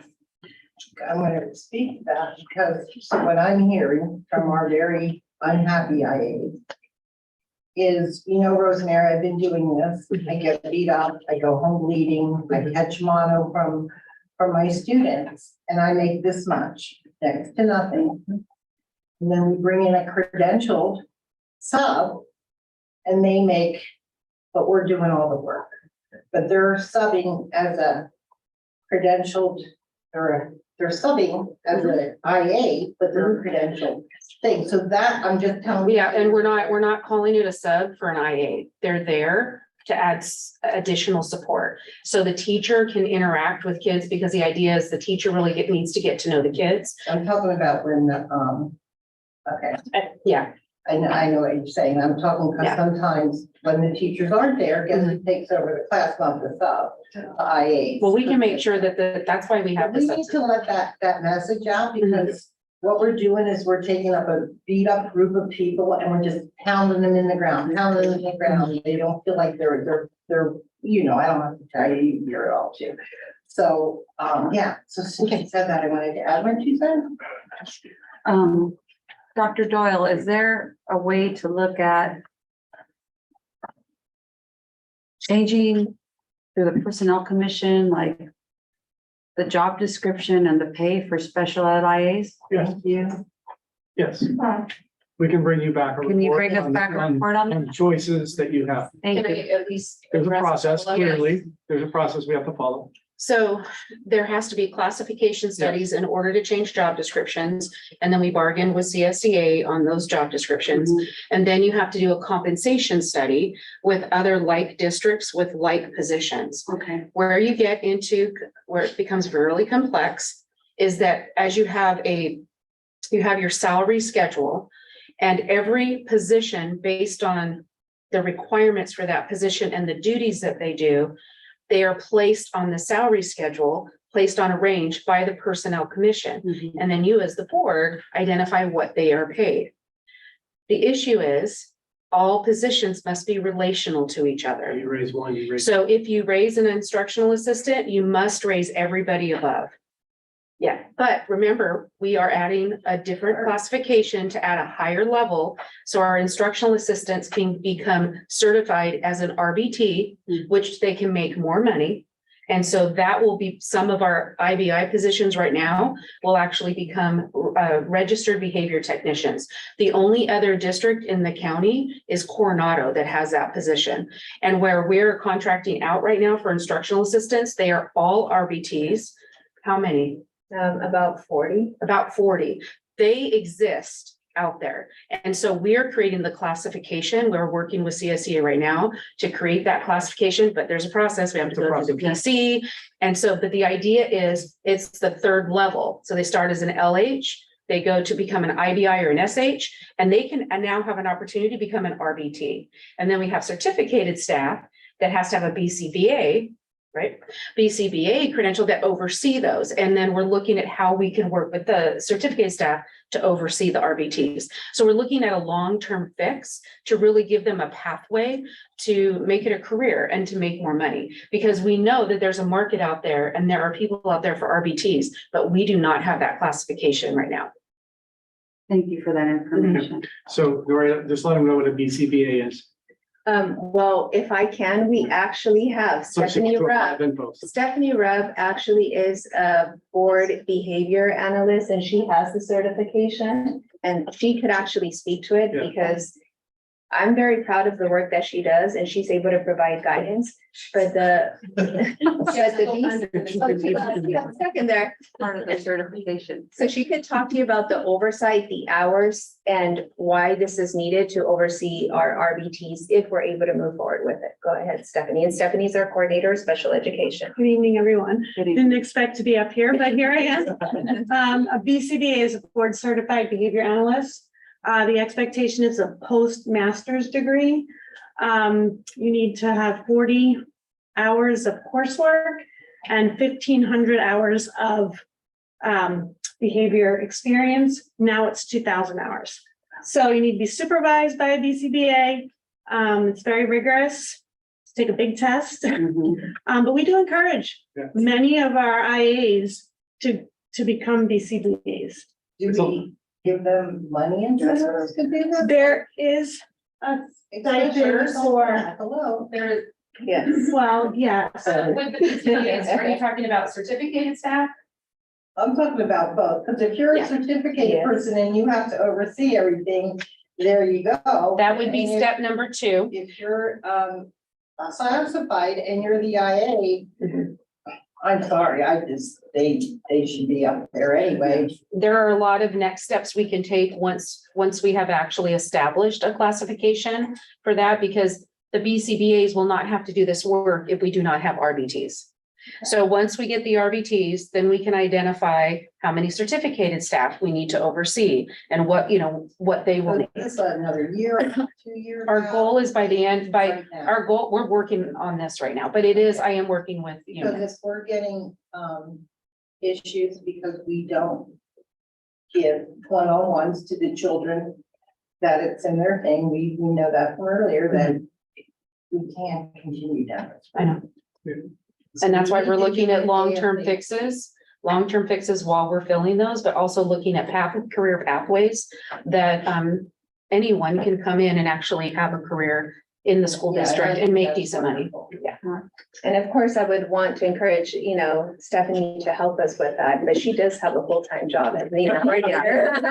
But we're very lucky to have that level of expertise. And when we do bring in people, we know that they're getting that oversight and the hours in completion for them to maintain the certification. This opens the doors of opportunity for our paraprofessionals or classified team members to even take other jobs on the weekends or do other type of work. It does really open them up. And our agencies are the ones that are jumping on it. I don't know that any other district is really looking into it, like Rachel said, Coronado, but if that's where the intent and the area of need is, I think it's a great opportunity for us to look into, but. And I have supervised at least 5 of our employees who are now BCBAs for our district. So we have a pathway is what we're saying. Yes. All right, trustee Kelly, you've been waiting. Don't be sorry. No, I think it's fostered a great conversation and we all benefit from your knowledge. So I would only have one question about the presentation, the slide with the circle chart in the middle and the numbers on the right and left. Yep, I'll bring it right now. And then while that's getting called up, I just wanted to add to, I believe it was your request that we compile some kind of report for a future meeting, that we could also dig in a little bit to attrition rates and understand like where we are in comparison to other districts. And if we have any exit interview data that tells us why our IAs and similar staff resign when they do. I think that would help inform us on other solutions going forward. So we have that info. Thanks. Okay, so on the grand total blue bar 3783 for this school year, it's dramatically lower than last school year. Is that because of timing? Because we are still, over the course of this school year, there are about another 500 students that will identify. And we also had the students that graduated and exited, so that we have to account for those students that exited. So that takes a big piece of it. But also we have, just like we had students that are moving, that left our district, moved out of the state, we have students that are transitioning in. I mean, by the day we get calls, we just got a new IEP from Texas and we're starting to looking at, placement. So that number tends to, it would grow throughout the year. Yes. Because that's the process of. And we currently have about 120 pending initials, like right now. Okay. So it's not, again, right? It's a process, it's a request that is done. And so if we were to add 37 and say 100 of the students qualified, we're already at 38. And like I said, this is not a trend only for Vista. In general, the state and our county saw an increase from 11 to 14%. So like 3 to 5% increase since 2005. So there is a need in terms of the supports and services for special education. And Julie, to go back to your number there, so 3783 is what we're starting with right now. And if you look at the following 2 slides, Dr. Glenn, one with the other pie charts. Yep, that one. So you'll notice that we had 786 initial evaluations last year, right? And so if we decrease the do not qualify, we had 622. So if we were on that same trajectory, we could potentially be adding 622 new cases. This is where we're saying, let's see if all 622 really need to be referred for special education, keeping in mind what trustee Smithville said, right? Yep. There are students who immediately present that Yeah. well, we need to get this kid in. We need an assessment for this child. There are other students who may be struggling academically that we may need to just give a little bit more time to. So those are what we're talking about when we're talking about looking at when do we send kids for an evaluation, right? Like you said, there's some immediately, right? Trained teachers who understand the science of reading and things like that and understand speech issues and things like that, know immediately the difference between a struggling reader and a student with a speech issue.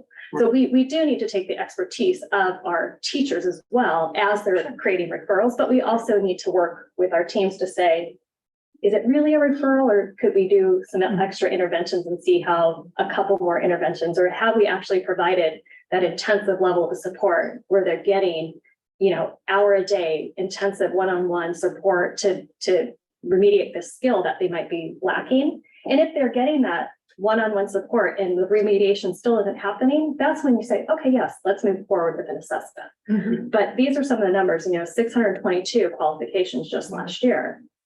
Can we lower that just a little bit more, especially when we're looking at our students who are qualifying as English language learners too?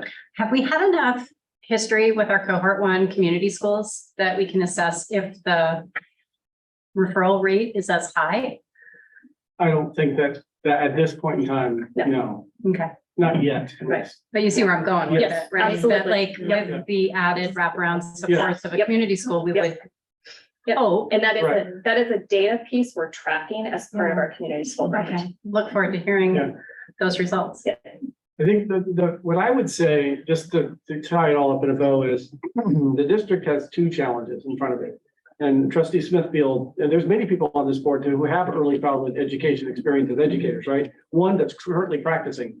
The one issue that we have to address is in the earliest 8 grades, there are kids who are presenting behaviors or academic level needs that need attention immediately. And that we can't wait for 3 years. I think that's what trustee Smithfield For is sure, saying. absolutely, And that needs to happen. absolutely. But we also need to be mindful of the fact that we might be over identifying because we're not taking advantage of general education interventions early on. And so how can we do both? I think is what I'm hearing from the board. We want to do both. We want to reduce over identification, but we absolutely want to get help to kids immediately. And it's not just for the student.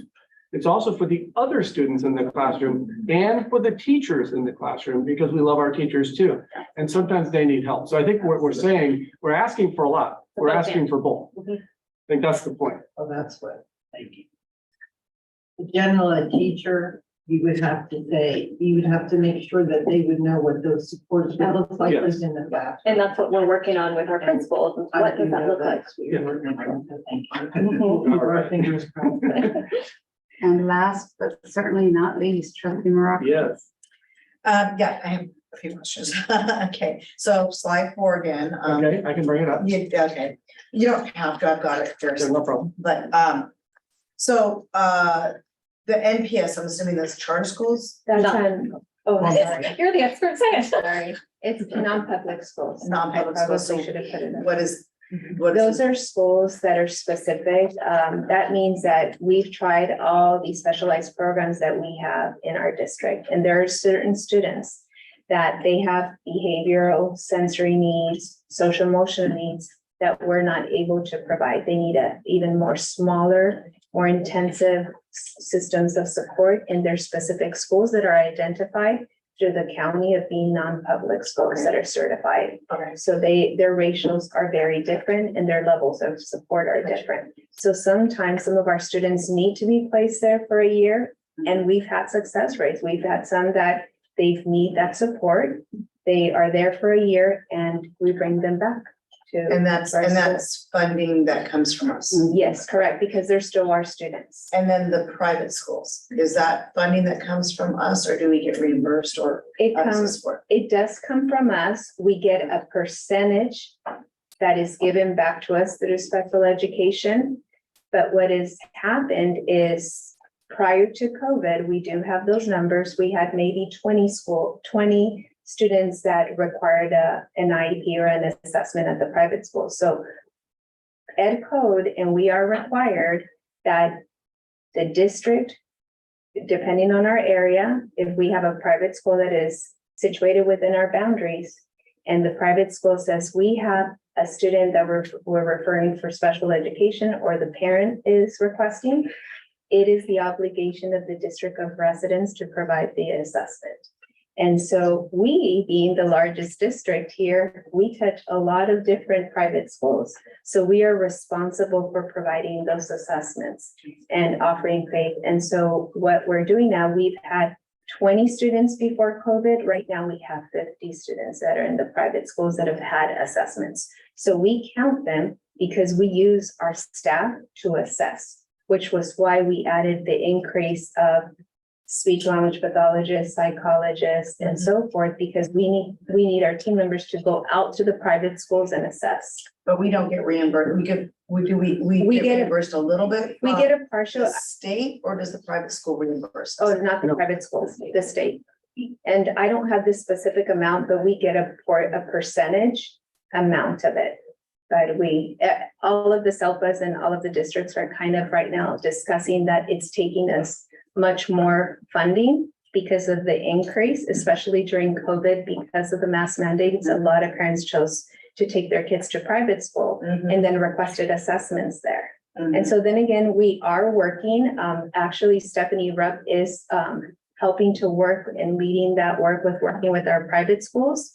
And she's meeting with them and going through what are the systems of support, very similar to MTSS, because we too found that we were having students that were being referred in the private schools, they didn't qualify for services. And if they did, our offer of faith was come to your home school and we will offer the services, and the parents can either choose to decline or accept our offer. So that's what it is. And then, so there's that, and then, let me see, can I have the questions? A lot of the questions got answered by the discussion that we had, so that's good. I can just say, and I'm just gonna throw this out there, that I have a friend who's an IA and for a SPED IA. And it's really difficult that, she's exactly what Trustee Smithfield was talking about.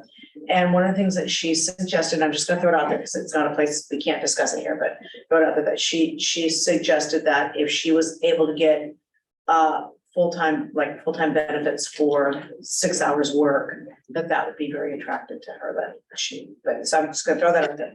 And then my final question is, and maybe this is not the right place to ask this, but I'm wondering if there's any AI programs that are being worked on that could potentially help teachers to identify these kids before they refer them out for these assessments. They could, it's something, a tool that the teachers could use that would help them determine, so that we could narrow that down, the kids that are being referred out for assessments. What was that number? I guess that was on, 700. 787. yes, yeah, it was the one where they were being referred out. I think it was 177, wasn't it? Oh, the ones that didn't qualify. The ones that didn't qualify. Rita, just briefly walk her through the battery of assessments that were required to use that are officially approved. Yes, so our battery of assessments, they're not assessments that we could just pull up. They're research-based, specifically in either cognitive assessments. We do battery of assessments for behaviors. So all of these are actually given to us through a system of us having I'm to gonna stop scan. you there because that wasn't my question. Oh, okay. My question was, do we know if there's anything on the horizon that would help the gen ed teachers? Oh, okay. Referring out to potentially have like an assessment that they could use in their classroom that could help narrow that down. So that's what we're working on through our tiered system of support. And that's to Trustee Smithfield's point, is that sometimes our teachers don't know what's available to them. And so that's what we're working on, is when we build our continuum support, what are those resources and support that all teachers have access to, including assessments, including, if a student is struggling in reading and the assessments I have aren't getting me the information I need, what other assessments are available? And so that's what we're adding to our continuum. We're actually building that and writing down, like, do this, here's this, and here's a flow chart of how to access it. So we're building that right now. And it's built at some schools, and the other schools we need to really help along. Okay, thank you. And then I do have one final question that may have been covered, but I'll ask. Do you guys have any ideas, what could we do to attract more special ed IAs, special ed teachers, special ed, just the entire team that we need for these assessments? What, do you have any ideas? What do you think? You guys are the experts. Working with our universities, helping our teacher education programs understand that while we do need a general education workforce, we need to really be encouraging teachers to also go into special education. So I think that's the first step, is really working with our university partners to help promote our needs out here. Awesome. I'm so glad Rachel's coming up, because I was gonna ask if we know if there's any grants or anything that we. Well, and so for the instructional assistants, it's creating that career pathway and advertising that. Yeah. And making that available, because it can be a career. Yeah. And it also can lead into becoming a special education teacher. But later on the agenda tonight, we have our MOU that we're looking at to build our team of ed specialists that will work at Vista Unified, and we will support them. So I'll talk a little bit about that later, but these are long-term things that we're looking at while we're attempting to recruit. Honestly, right now, with teachers, you can't take them from other districts. People won't release them. So you have to wait until the end of the school year. So that's why we're working right now on utilizing our staff that we have, but I'll talk a little bit about that later. Thank you. Thank you. Well, thank you. We went long on that, but it was so important that we discuss this. It's timely. It affects all facets of our district financially, and of course, more importantly, academically for our students. So thank you, ladies, for giving us so much information and answering our questions. All right, wake up, Steve. Yeah. Very important. All right. Next on the agenda, we have the consent calendar. Nope, we got one more. Oh, as. We're almost there. We're almost Okay, there. 10C Measure LL Facility Bond Micro Workshop. Come on up. We're You're the nearly, next contestant. we're nearly there. All right, so we have Grace and Steve here tonight. I think you're all aware that Sean's home recovering. He'll be back with us, Dr. Lozier, at our next meeting. So we have quite a bit to get through, and our real focus tonight is Bovier. So we're talking about a number of topics, but we're gonna focus in on Bovier. So Grace, take it away. Okay, housekeeping items. So we'll just go through and touch on the financials. And if you want to hone in, we've basically now brought the Beaumont Elementary School amount to what has been spent thus far. And then the other changes are basically the Vista High and the RVV CTE, because as construction goes, you pay out. And actual increase by 4 million, 3 million as the work continues on Vista High, and 1 million for RVV. Slide, please. Thank you. So this is on the consent item agenda, and it's basically, I think, because it's only 2370, it's an amount that we had requested to utilize to speed the process, and we need this consultant to be able to test and do some samplings and provide recommendation for some soil remediation over at Vista Magnet. That's our favorite project where we encounter items. On to happier things. We were able to have 2 of our board members to come and walk Vista High. And hopefully, we're trying to coordinate schedule with everybody else to try to get onto this project. So on the upper left is on the second floor. Well, the upper left is the second floor for building T, and that's on the stadium side. And then if you look on the opposite side, on the right-hand side, that's a different view. And what Board President Martha Alvarado was saying, we call it the press, we lovingly call it the press box, because it overlooks the stadium. And that'd be great. That's where we would have our meeting. That'd be beautiful.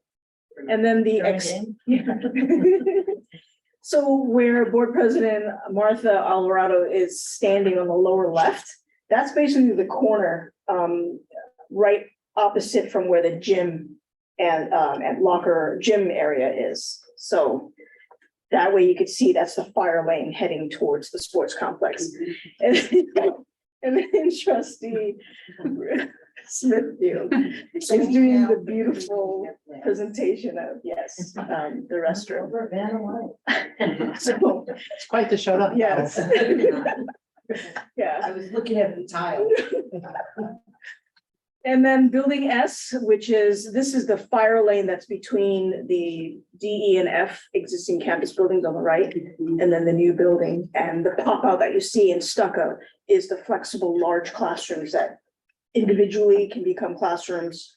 And then when you open up the partition in between, they become one large space.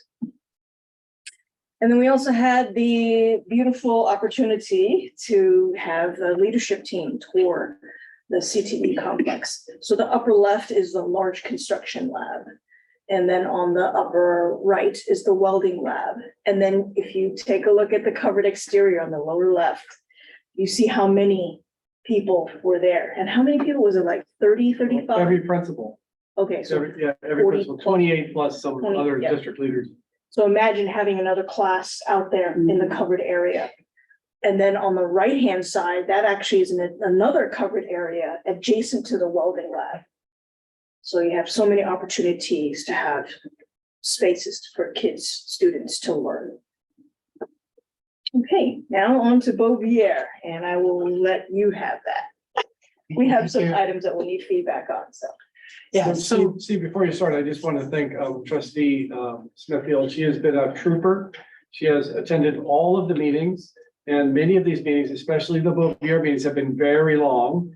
Excellent meetings, but very long in a lot of detail, and she is adding value. So I did want to point that out because she's going through a lot of trouble to come to these meetings. So appreciate it. Yes.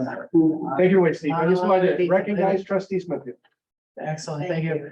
So one of the many details that we talked about was kind of the fencing concept for Beauvier and how to secure the campus. And so what we're looking for from the board today is some feedback on some of these items, and one of them is the fencing layout. So as you can see from the diagram here, this is the current site plan. And so I'm going to start in the upper right-hand corner of the site where you see the yellow line. That's going to be a 8-foot high ornamental iron fence. And the idea is to kind of start securing the campus around. It'll go up and hit the up the hill where the Dr. Doyle, if you can. Next slide. No. Use your cursor and kind of walk the line for me, because that's the easiest way. No, at the yellow line by the ramp, right in the parking lot. Oh, right here. There you Okay. go. Just have to tell me where to go. There's a lot of Architects yellow like lines the here. point thing, so it's hard to. There's a lot of yellow lines. There's a lot of yellow lines. So the idea is a ornamental iron fence that kind of secures the site from the parking lot. One of the strategies that we talked a lot about in the site meetings is how to secure the parking lot. We look at different options of actually putting a 8-foot ornamental fence right at the public sidewalk. And what we're kind of needing some board feedback on is the concept that we have here, where we actually have pipe gates at the driveway entrances to kind of shut them off when school's over with and the site. That way we don't get a lot of the cars and other traffic we're starting to see an uptick in homeless RVs finding open parking lots, and so changing oil in your parking lots, things like that. So it's a concept that, keeps the campus still open, but yet it secures the parking lot after hours. You'll see then going to between the two buildings, we still have our decorative entry, which is made up of both ornamental iron and decorative panels to kind of really declare here's the front entry of the school. There's a blue line running north-south between the play fields. This one? Right there. That is a 6-foot high chain link fence, so it's as tall as I am. So the idea behind that is to kind of help provide a barrier from the upper field to the lower field. But it also provides an opportunity to secure the campus if the district ever wanted to have the flexibility of doing a joint use on the playfield. We'll talk about the playfields in a second. The other part that we've done is also a 6-foot high fence around the kindergarten area, open chain link, and there'll be landscaping and everything. That way the little ones are protected inside the campus. We put it at 6 foot because we thought the ball would help with the balls Yeah. flying back and forth, so that'll be helpful. Yeah, we talked about it first being at 4 foot, trying to bring it more to their scale, but with The balls would go. the balls would go over, so we went ahead and raised it up, but then put landscaping and everything around it to help soften it up. And then along the perimeter on the west side of the campus, we'll have a new fence. Along the secure, all the way around the perimeter, and that will also have privacy slats in it.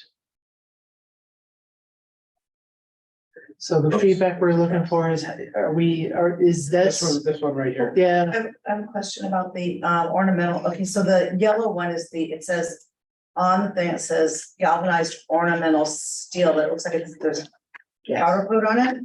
it's galvanized, it's literally dipped in a solution. There's no paint. There's no paint. It's galvanized. Oh, okay. And explain the Comes reason. out that There's a way. reason. There's a reason for it, is that it helps, it's for maintenance purposes. I see. If it's painted, then it's something that has to be painted every 5 to 7 years. But it looks like it's white.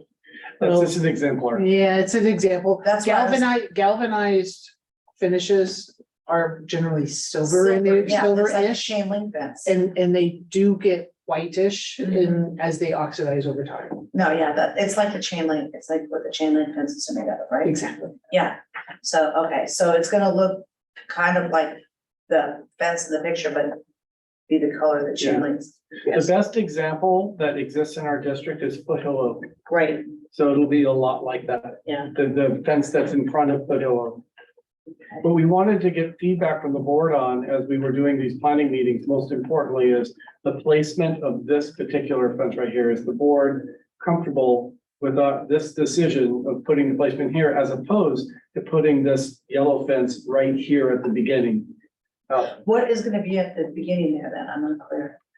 So you'll see in green, you'll see these, what we call a galvanized pipe gate. So it's a fire department gate that Gotcha, closes it gotcha. off.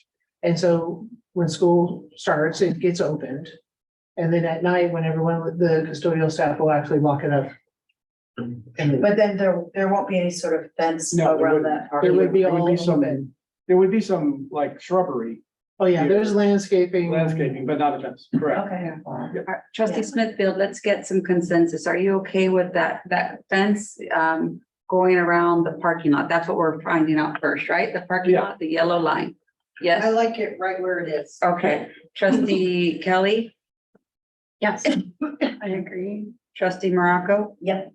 trustee Vargas, I like it in the bottom parking lot, not the upper one. I think the bottom one makes sense. It's more detached from the main campus. The front one, I feel like that's the main interest, like, creating a welcoming space. And so by having a fence, like we kind of shut it off right at the beginning. we're talking Yeah. about Only see the yellow yellow. one. That's only where the yellow. The other one. Don't look at the green lines yet. Right here. Right here. Just in the beginning. Hold So- on, 1% at a time. It's right here. It's surrounded right here. It's on the bottom.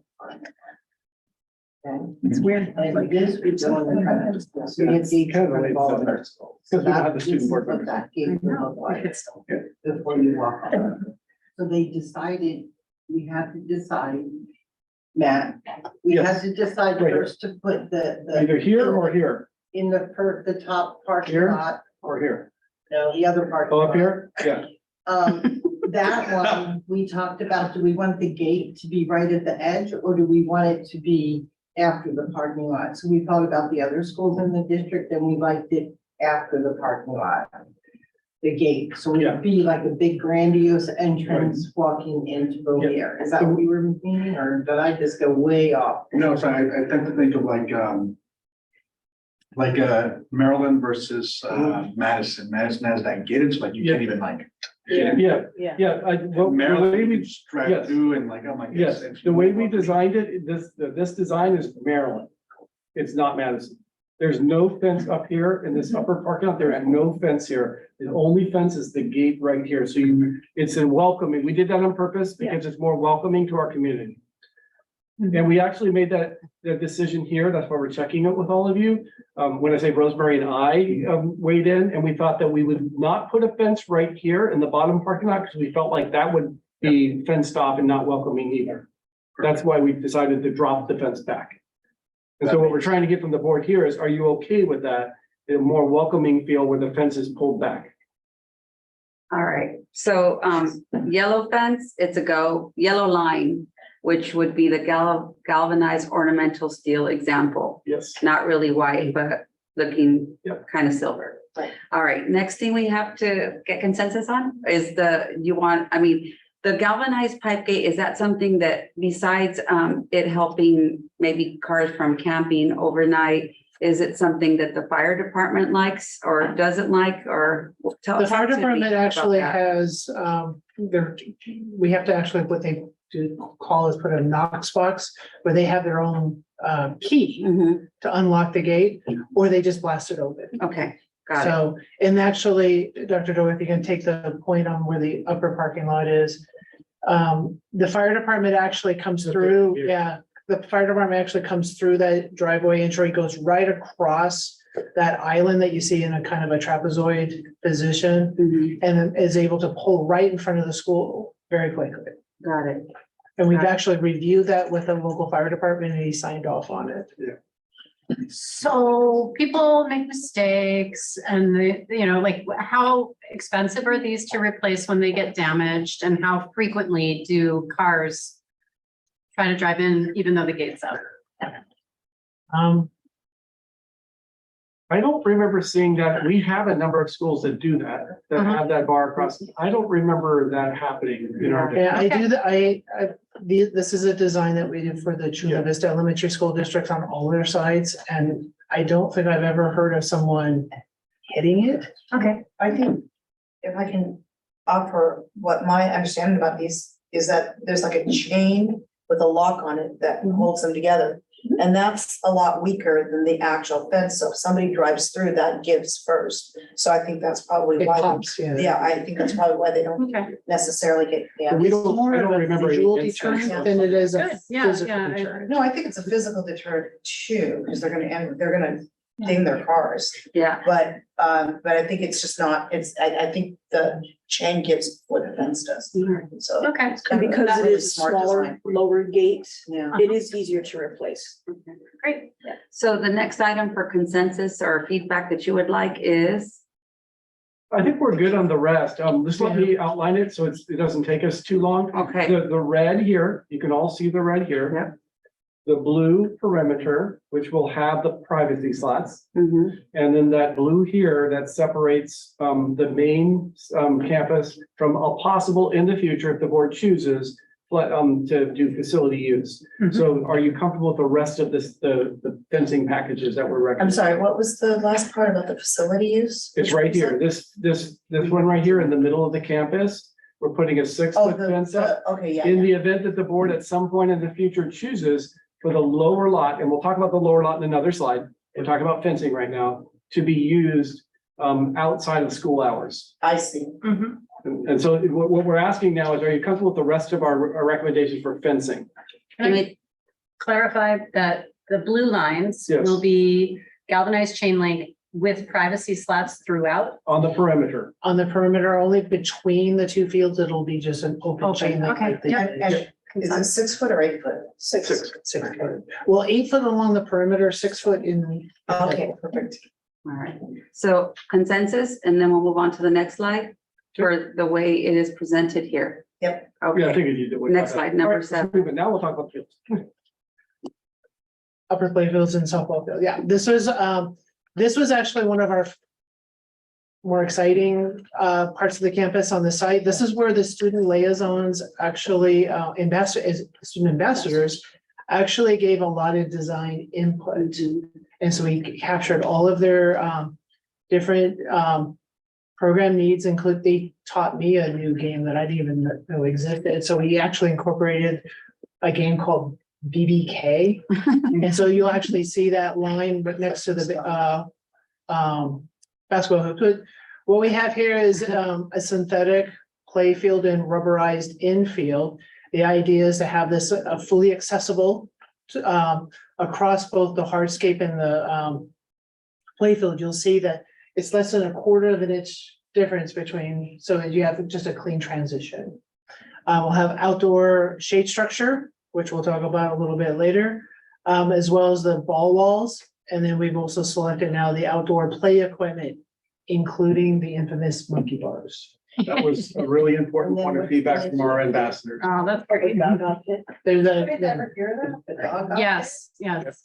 so we have room for a Gaga pit. Yeah. And It's, the That's what these- snake, tic tac, or the hopscotch. hopscotch thing was a big thing with the kids, so we made sure the snake got in there.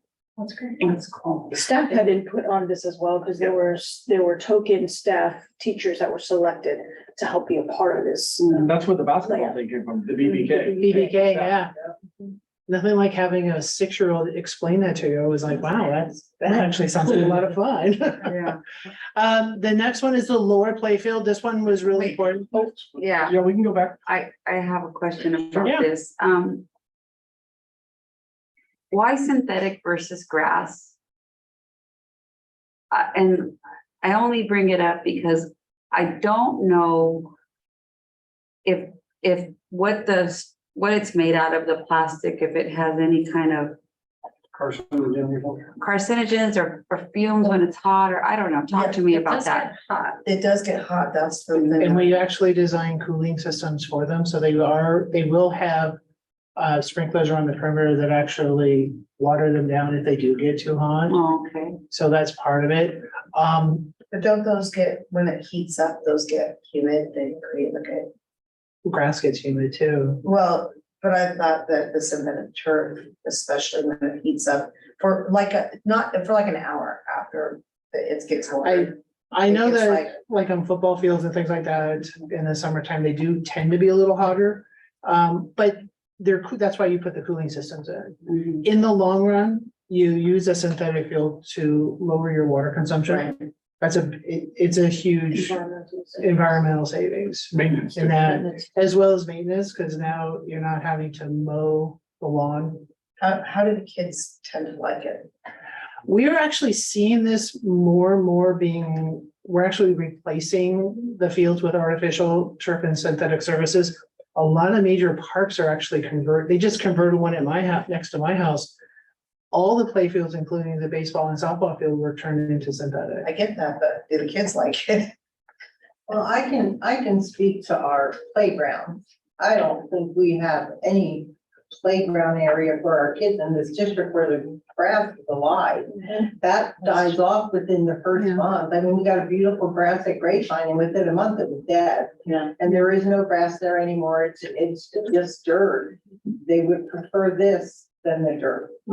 Yeah. That's a good point. Yeah. The longevity of the play field is better at synthetic.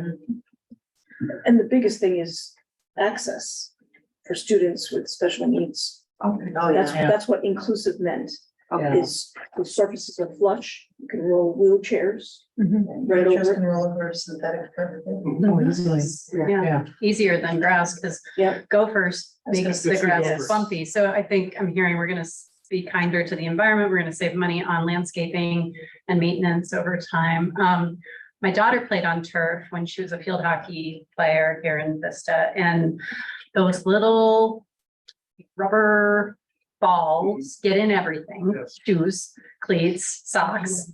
I think that's one downside. I think that we'll see that getting tracked into classrooms. Yeah.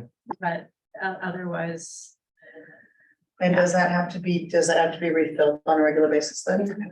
It has to be maintained on a regular basis. So part of the specifications, you actually get a machine at the end of the job, where it actually grooms it and kind of redistributes it.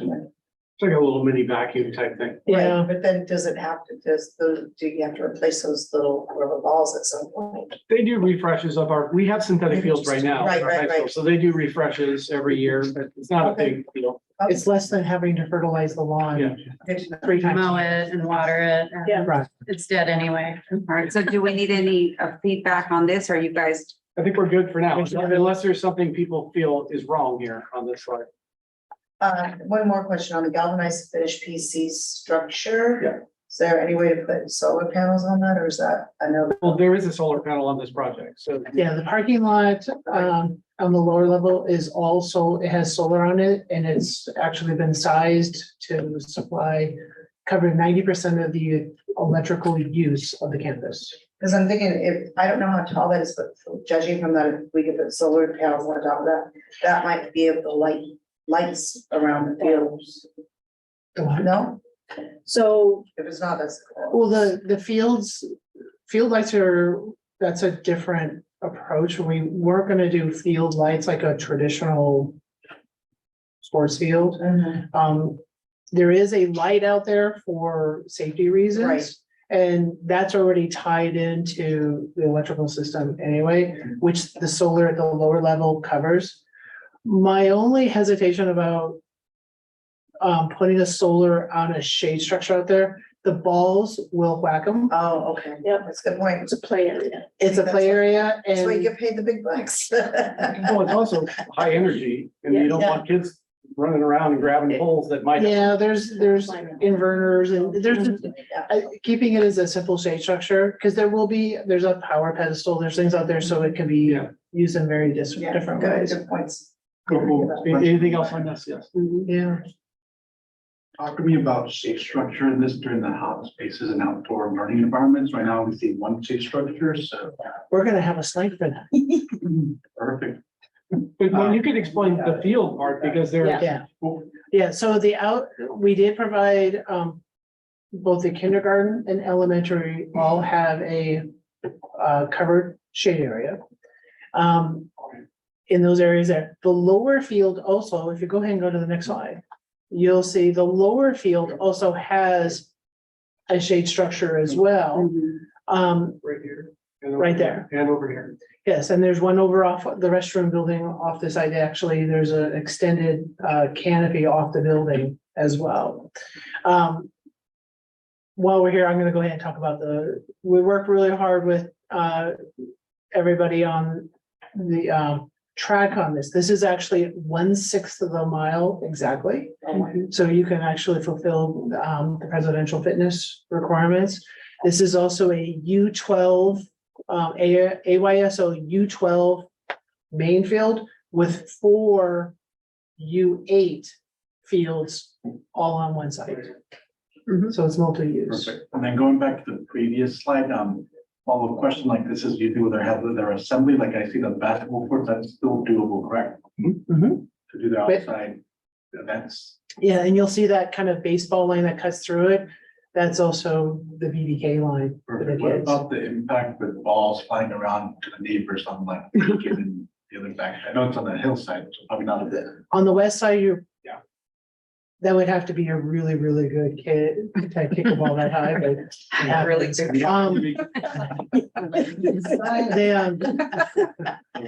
On the south side, it's actually an 8-foot high fence. You wouldn't want to get any higher than that. Balls are gonna go over the fence, but we raised it as high as. You don't want to start putting walls of netting across it. That's. It is if they're breaking windows. True. What kind of balls, trustee Vargas, like what balls are going over the fence breaking windows? Soccer balls. Soccer balls are breaking windows, Yeah, I mean, like, if it's 8 foot, I can kick a ball. but you're not at Bovier. It's on the streets. Maybe there's some. Okay, so. Oh, now we know. Now we know what it is. So in Cipriano's at Bovier, you're gonna have to kick your balls. If you also notice, trustee Vargas, on the south side of the baseball diamond, there's also a row of trees. That was intentional as well to also provide a buffer so that it actually creates the more of a wall, but it's done more naturally. Perfect. And then with the fire lane on this specific slide. Yeah, so the fire lane comes across there. There's also comes across here, and we'll talk a little bit more about when it comes to the shade structures, but the fire department access is coming through the cul-de-sac. There's also a maintenance road along the south side of the softball diamond there. That's for the district maintenance. It's an asphalt road. It goes down to the lower level. If you go back to go to the next slide, Dr. Earl. You can actually see how it comes down and it allows maintenance trucks to actually come down and they have an area down, a low area to park, because we don't want anybody driving on that field. So even if there is family, or like if there's an after hours event or something like that. You gotta, get electric carts down there, you can do so. Got it. And then, two more questions. So you said there is no lighting there? Or is there? Just one line. If you go back to the other side, we are required by code now that shaded area that's kind of overlapping the field in the hardscape area. That's what we call a safe dispersal area. That's if the, when you do the fire alarm drill, everyone has to go out to the play field. That's where they would go. And then by code, we have to now require a light out there in case it's at night. And then you would have lights on the building exterior. And there's the whole building is exterior lit. Yeah, I mean, one concept, this looks like a beautiful space. One additional concept we may, I may wanna, well, we're gonna recommend, see if it's possible, like an outside, like performance venue. You know, Casita has like that performance platform, like they do their events, their Friday's ceremonies, their graduation. And so, this could be one of those. So we took care of that too, but Dr. Doyle brought that up to us. We actually have a pedestal on the underside of the shade structure that will have power. And there's also going to be Wi-Fi out there so they can actually connect to technology. We thought of everything. No, they've been really good making sure that we got all this. This is a pretty large shade structure. But we had the school vote on how important it is to get those kids pumping those legs And monkey bars. and monkey bars. I got lectured for 20 minutes about monkey bars. That's good. Perfect, thank you. All right. So the field is actually, it'll be striped with 3 lanes on it. And so, it too is a synthetic track and a synthetic play field. And we've eliminated the mud issue. Correct. And then down go back. And then just along the east side of the property on the right side is the bioretention basin that we have to do for stormwater management. So, and there'll be a big fence right here. Yeah, and there'll be a 8-foot fence with privacy slats, and then there'll be another chain link fence along the running north and south, just to separate it so the kids don't. Water fountain is down there. Yeah, it'll be fully landscaped anyway, because we have. No, but is there gonna be drinking? Yes, right here. Oh, yeah, there's a drinking fountain actually at the restaurant building with a water, the water On the bottom. right there at the top. On the other one, the slide above is there, that's right next to the school, right? Or is Yeah. that, so they The don't. previous slide? This Yeah, the one? previous slide, yeah, that one. Yeah, there's water fountains here too. Okay. Yeah, there's actually one right where your pointer is right there. Because there's restrooms right on that corner too for the kids Awesome. and south. All A lot right, of everything. shade, very important conversation too.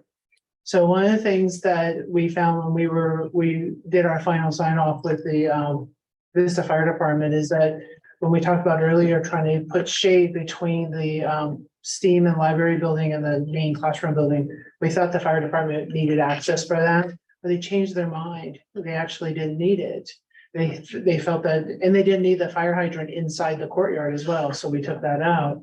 But that opened up an opportunity to actually create a covered walkway now between the buildings. And so we now have it where everyone can actually walk around the entire campus covered Nice. when they come in through the front. Good, very cool. All right, so you can see the difference.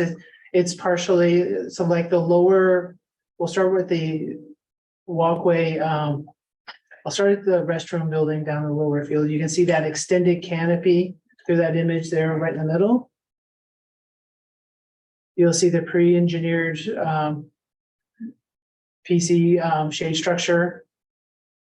And then you'll actually see built covered walkways, similar to what's out there at Bovier now, but they will be much better. Much nicer. And much wider. So, Good, yeah. $6 million man, right? yeah. All right. And we are on track. We are going to be submitting to DSA later this month. Awesome. All right. So starting with trustee Smithfield. I'm good. I'm good as well. Trustee Kelly. I'm great. Thank you very much. Trustee Like Morocco, this, I'm fine. trustee Vargas, any more ball? Yeah, can you go to the second and the last slide? Sure. One of the challenges is traffic in the morning and obviously during going home. And so can you talk about that, the traffic situation that we're thinking is there with this two parking structures stuff? Or two parking lots system? Obviously, it's bigger, so there's gonna be more space. Right up here. Right, well, the first thing is that, we have probably double the parking that you have out there now. So that's a big part of it. You also have probably 3 times the drop-off lane that you have right now between the front and This back. space right here is dramatically bigger than what it currently is, which is the real danger is right here. If you remember, one of the reasons we brought in our analysis of trying to work with the existing buildings is just to get the drop-off areas that we needed. We were gonna lose more than half of the admin building and part of the NPR just by trying to get that opened up. And so we have a clear pathway around the front where drop-off would occur. Actually, drop-off can occur in 2 locations, one right there at the front of the school, and then one at the lower level, as well as buses. There's plenty of parking for both staff and parents to come on site. It's also been designed with, this school has a lot of walkers coming onto site. So we really paid attention to that pattern. So I'm gonna start on the west side, Dr. Doyle, and you'll see, upper west side, yeah, right there. So to pick up all the walkers coming from the west towards the east, we picked up a walkway and it brought them into the campus there. Yeah, what I like about this is it's way far away from where the cars are going. Yes. So it's really good about getting the kids away from the cars. Right. Second one is from the east side, same side of the road. If they're coming up Bouvier, they'll come across, and there's actually a walkway that goes around the perimeter of the site as well as a walkway and then down. So there's 2 points of bringing them across. The third entry is off the cul-de-sac in the back. We've actually put a gate back there as well to pick up the other large contingent that comes through the neighborhood up into the site. Got it, and this, actually, what's the maximum student capacity for concurrent? The design. Student enrollment, like what's the max? Oh, 600. 650 or so. That's what our standard was. That's what we, when we went through the design of a long-range facility master plan, we arrived at approximately 650 is what we wanted to do. I say approximately because some of the rooms were designed to be flex spaces, or could flex larger or flex smaller. But 650 was the sweet spot.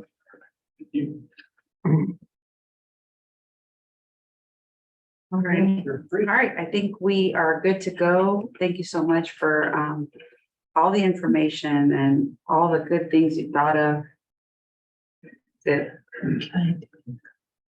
Yeah, so we will, that concludes your presentation and we will take a 4-minute break, a 4-minute recess before we approve the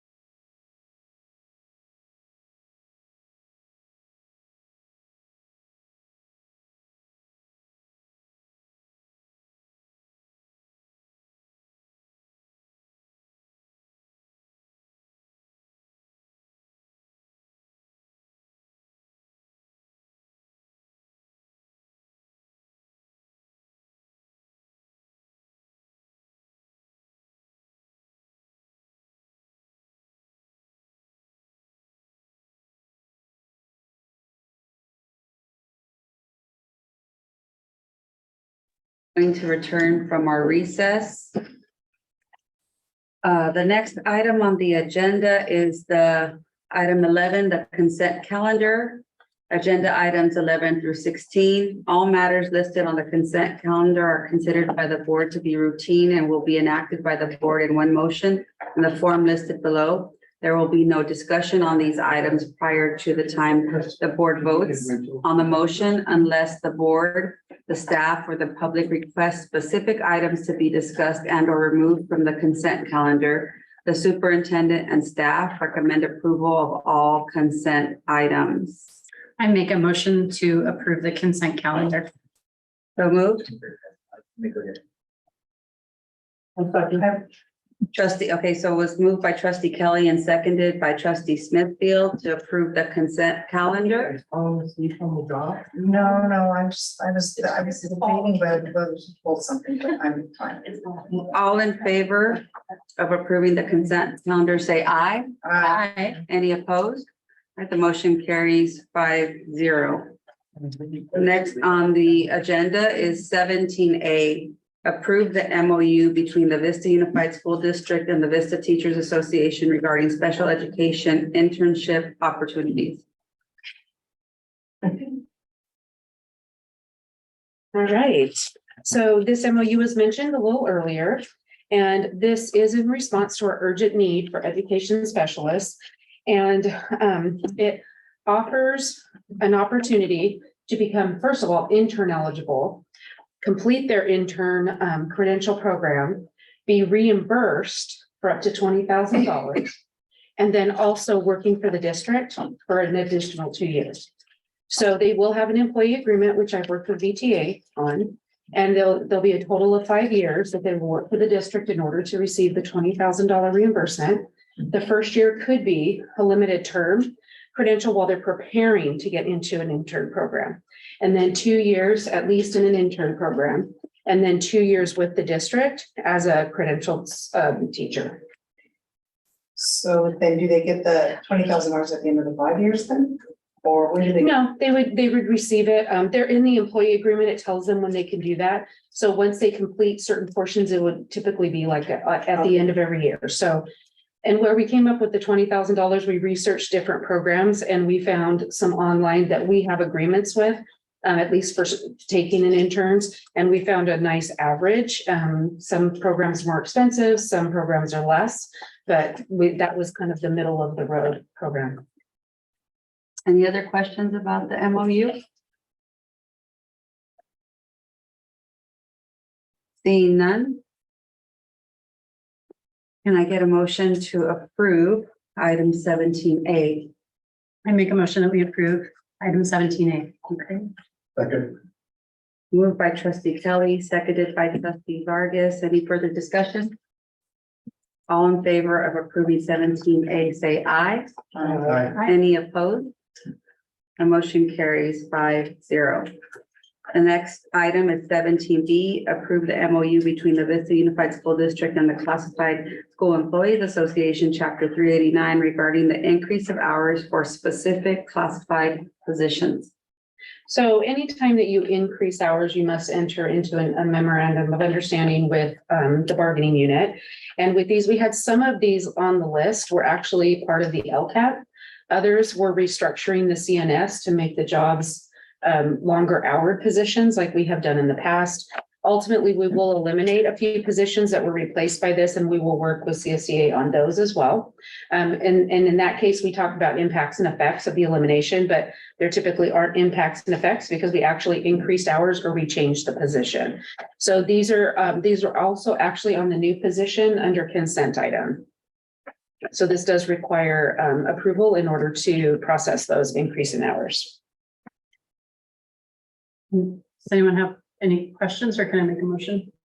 Well, you can make the motion and we have Okay, I further make a discussion. motion that we approve item 17B. Second. Moved by trustee Kelly, seconded by trustee Morocco. Any further discussion or questions? Not for me, thanks. Anyone else?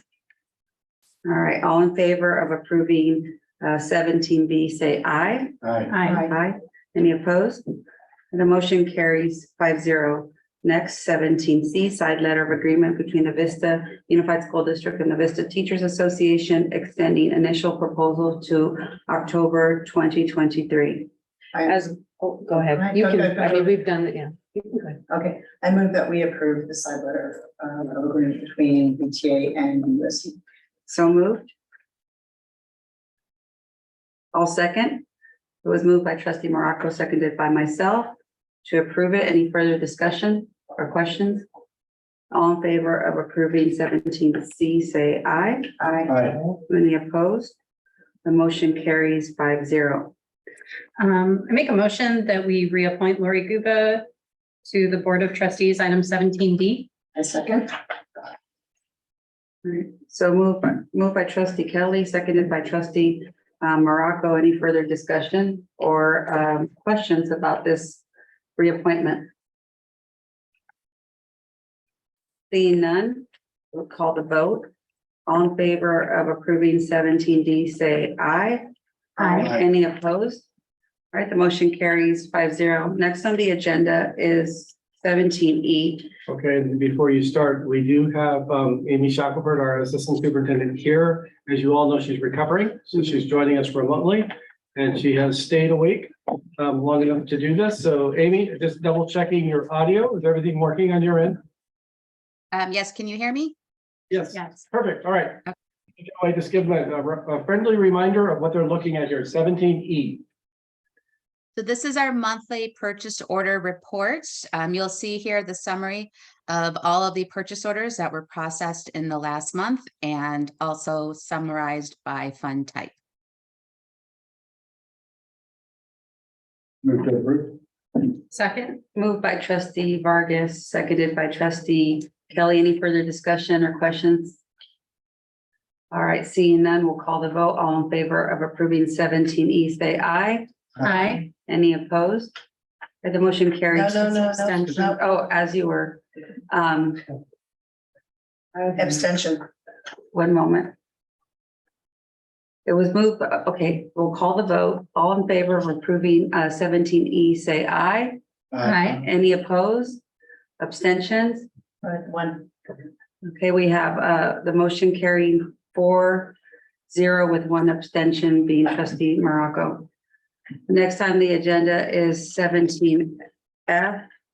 Approve the 2022-2023 report on the unaudited actuals and ending fund balance as presented. Tonight, I will be presenting the unaudited actuals report for 22-23. Overall, our district does continue to improve their fiscal stability. This is primarily due to the district being fortunate to be the recipient of many restricted funding opportunities that we've been able to maximize those uses and to relieve some pressure on our unrestricted side of the general fund. So starting with slide 2, districts are required to submit their unaudited actuals by September 15th of each year. You'll note on the slide, we've provided some of the key data points of our general fund. So overall, we closed the year with a healthy ending fund balance for the general fund of approximately $121 million. Of the $121 million, the unrestricted side of the general fund, we ended with a fund balance of $49 million, or about 14.7%. Within those restricted ending fund balance, we do have 2 required buckets to track. The first is the 3% minimum required reserves. That's the 9.7 million. And then also with that legislative change a few years ago, tracking those unspent supplemental and concentration dollars separately so that they are rolled over because they must be spent on improving or increasing services for our high need student population groups. And so the end of last year, we were at $12.8 million that will roll over to next year. It's about $1 million increase from where we thought we would be at estimated actuals. We did include 11.7 of that in our blueprint, so we do have some adjustments to make for 23-24. On the restricted side of the general fund, we ended the year with $17 million of restricted grant carryovers. These will roll over similar to previous years. They'll roll over. They're very specific in purpose, and they have various expiration dates. So moving on to slide 3. So we have provided a comparison of where we thought we would be at estimated actuals in the spring and where we ended up closing the books at. So overall, total general fund revenues did increase by 6.8 million. Again, that's on the restricted side of the general fund. And that is primarily, as I mentioned, at the 45-day, those reinstatements of the one-time block grants for learning recovery in the arts and music discretionary block grants. On the expenditure side, we did decrease by $23 million. That's also primarily on the restricted side of the house. And so those were the restoration of those proposed cuts again for those block grants and also federal resources. What happens with these unrestricted funds is they just keep getting pushed to the next year as we spend down until they expire. So as in previous years, we've got this big bubble that just keeps moving forward. So that's what you see, that the $23 million gets carried over to next year as an example. Overall, our ending fund balances did increase by $30 million. And as a result of our expenditures decreasing, that drives that 3% required reserve calculation to also drop. And then that's where you'll note also the projected LCFF supplemental concentration carryover did increase by about $900,000. Slide 4. This is just a graphical representation. It takes a little bit another slice into the general fund. So you can see on the left side, as an example, 64% of our total general fund revenues are received through the LCFF formula. On the expenditure side, you can see that the majority of our expenses are spent on wages, salaries, and benefits. Slide 5. A very large pie. This gives you the breakdown of our general fund ending fund balance. So you can see that 59% of our ending fund balance is actually those restricted grant carryovers they talked about earlier. And 11% as an example, our supplemental concentration carryover. You'll see that committed funds of $1.4 million. That's our future textbook adoption fund. And so as we receive additional payments as a result of the developer fee, the property sale, that dollar amount will increase. Slide 6. Oops. So taking one step down, looking at just the unrestricted side, you'll see that our revenues decreased by about $1 million. That is primarily due to that lovely GASB 31 that we now have to reflect the fair market value of our cash in the treasury. It's a point in time adjustment. We also did see an increase in our lottery receipts in fourth quarter, and then we received higher interest earnings as a result of having those high cash balances from our restricted programs. Our expenses did come in lower by about $1.9 million. Two big areas. One is the salary and benefits estimation came in a little bit less. And then also the big piece of it is the electric buses.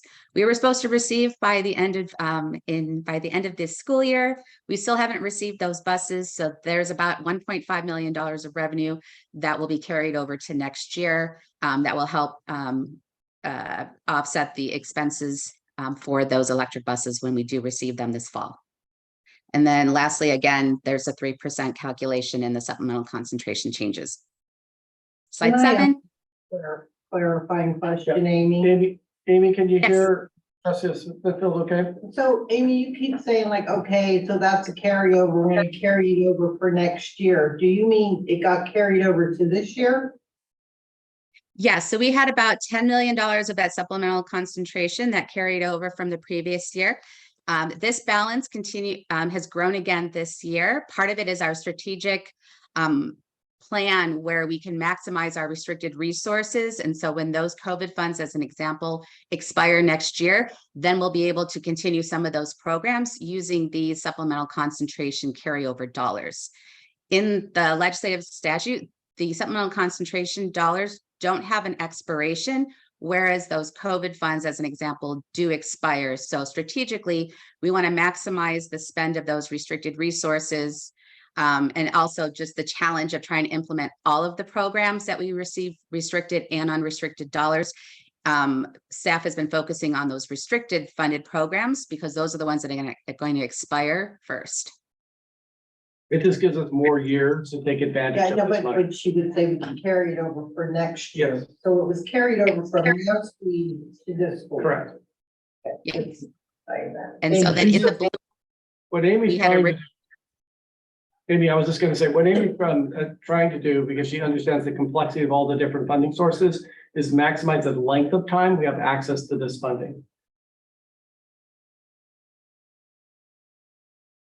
And so this is just taking those unrestricted dollars and breaking it down. So on the left side, as an example, on the unrestricted general fund, 96% of our revenues are received through LCFF. On the right-hand side, our wages and benefits this past year was 85%, which is exactly where we want to be from a best practice perspective. So it's a very healthy balance. And in previous years, we got as high as 92%, which can be a little bit challenging when you do incur some economic downturns. And so right now we're at a healthy 85%.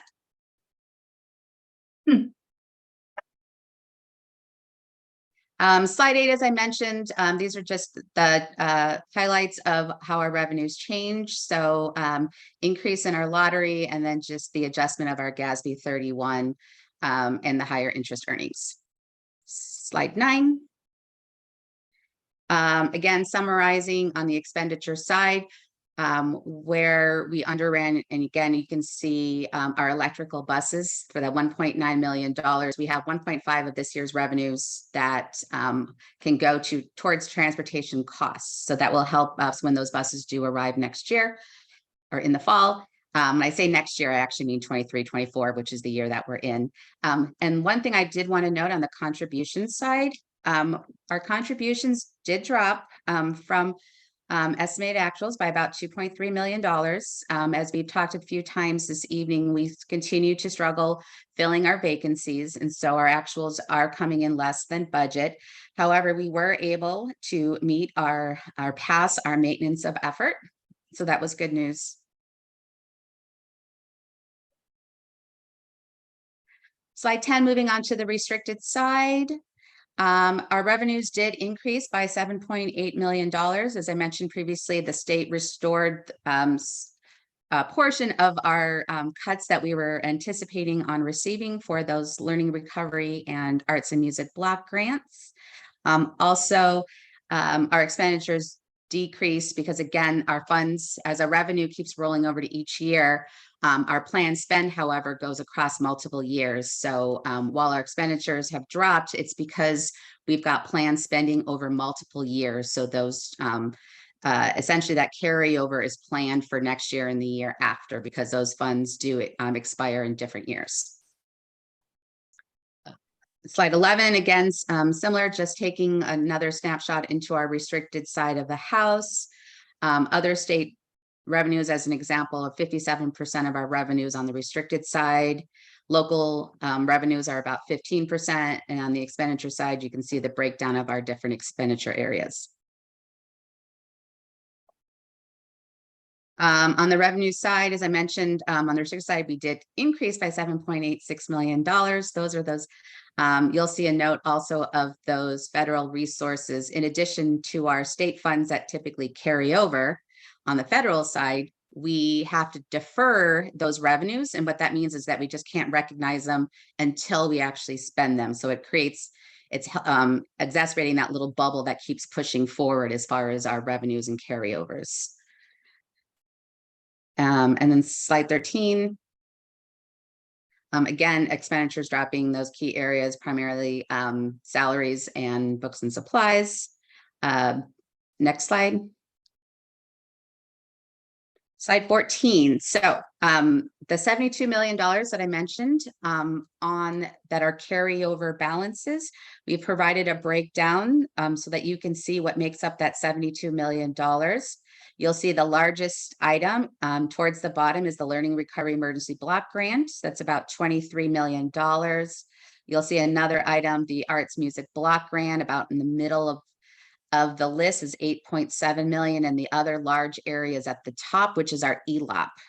And so ELOP, we get 2 years to spend each new year of allocation. And so these are our funds from last year. So we'll be spending these in 23, 24. And then, of course, that creates our 23-24 funds that don't get spent will have to be spent in 24-25. So right now we're about a year behind because that very first year we received ELAP funds, districts had a significant challenge of hiring staff. And so we have managed to start catching our stride. And so we'll be spending down these dollars as well. COVID relief funds. This is a very important slide. I wanted to provide, you'll note here that the different federal funding sources, these are technically deferred revenues. They're not carryovers. So we don't recognize the revenue until we actually spend them. So you'll notice the first several lines are those funds that have already expired and we fully allocated or fully spent those dollars. So you'll see we've got a couple three resources, primarily significant balances, ESSER 3 being the most significant of $32 million. We have this, the balance remaining to spend currently is $36 million. We do have over $20 million outlined in year 3 of our blueprint. Additionally, we have, as an example, our HVAC. We've budgeted HVAC over the last 3 years. And so we've got $10 million of this $36 million that was planned for HVAC expenditure. So that's why you see such a significant unspent number of the 36 million. And this is another area where we're going to be strategic. So as an example, you'll see that these COVID funds expire in September 2024. However, our learning recovery block grant, as an example, doesn't expire until 26-27. And so this is where we would look at those programs that are currently being funded by learning recovery. And what we may want to do is when it comes shift those learning recovery programs to be funded by ESSER funds if we're seeing that we still have these balances. And then what that will enable us to do is to have more learning recovery dollars to actually spend in the out years, 25, 26, 26, 27. And so that's something, as I call it, the game of Tetris, of making sure that we're maximizing the funds first that expire first. That will free up then those restricted dollars that we have a few more years to spend. So if we do find ourselves at the end of this year or over the summer with any unspent COVID dollars, what we'll do is then look at those programs that were funded by learning recovery, and we'll shift some of those actuals into the COVID dollars so that we don't lose any of that COVID funding when it expires. So overall, this multi-year projection for unrestricted, we did gain a little bit of percent. You'll notice at the bottom, 23-24 projected to be at 10.64, and then looking at year 3, improving a little bit to 8%. We were about 7.5% at budget adoption. You'll note that we are still projecting to deficit spend.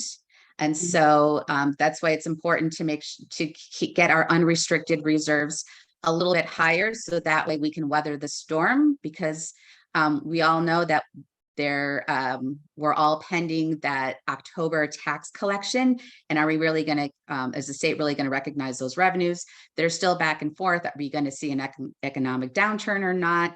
So having this level of reserves is going to help us weather the storm over the next couple of years. And so this is the benefit of being strategic with those restricted dollars. So making sure that we're able to provide those programs and resources to our students by maximizing the restricted dollars to help save us on the unrestricted side.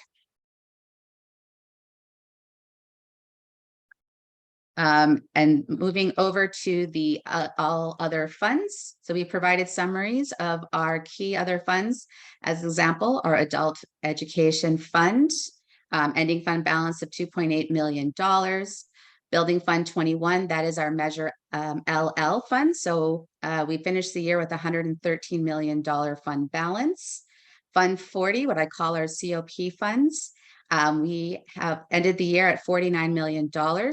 So while we have been spending down those COP funds, we did have an existing beginning fund balance. You'll see that $6.3 million from our previous revenue collection. So we're very healthy in our Fund 40. That's our Facility Special Projects Fund. And then Fund 67 example, that's our self-insurance fund. So you'll see that $8 million services. That's our workers' comp premium primarily, and then some of our smaller self-insured programs that we have So overall, healthy balances in our other funds. And then next steps, our auditors will come in the fall and they will be reviewing all of our expenditures, testing internal controls, ensuring compliance with all of the GASBs. And then they will be here in January to present their findings of our financial statements. And then lastly, by October 1st, after the board approves the unaudited actuals, we'll then begin the process of transferring those carryover balances to the sites and departments as applicable.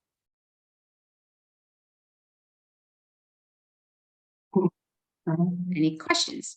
Okay, let's start with Trustee Morocco. Nope. Trustee. Well, actually, wait a minute, there was one. Oh, shoot, I need to go back to it. On that, there was one of the slides. Let's see what number we at. We're at 17. That's it. There was one of the slides you were talking about. It went out to 26, 27, and it didn't, and I just. Wait, what number are we on? Are we 17? I think that was probably later in 17F. the. We're 17F, yes. Yeah. Okay, I'll find the slide. If you want to go and come back. Okay. Trustee Vargas, any questions or comments on this? No questions. Trustee Smithfield? I do. Okay, Amy, bottom line, our reserves.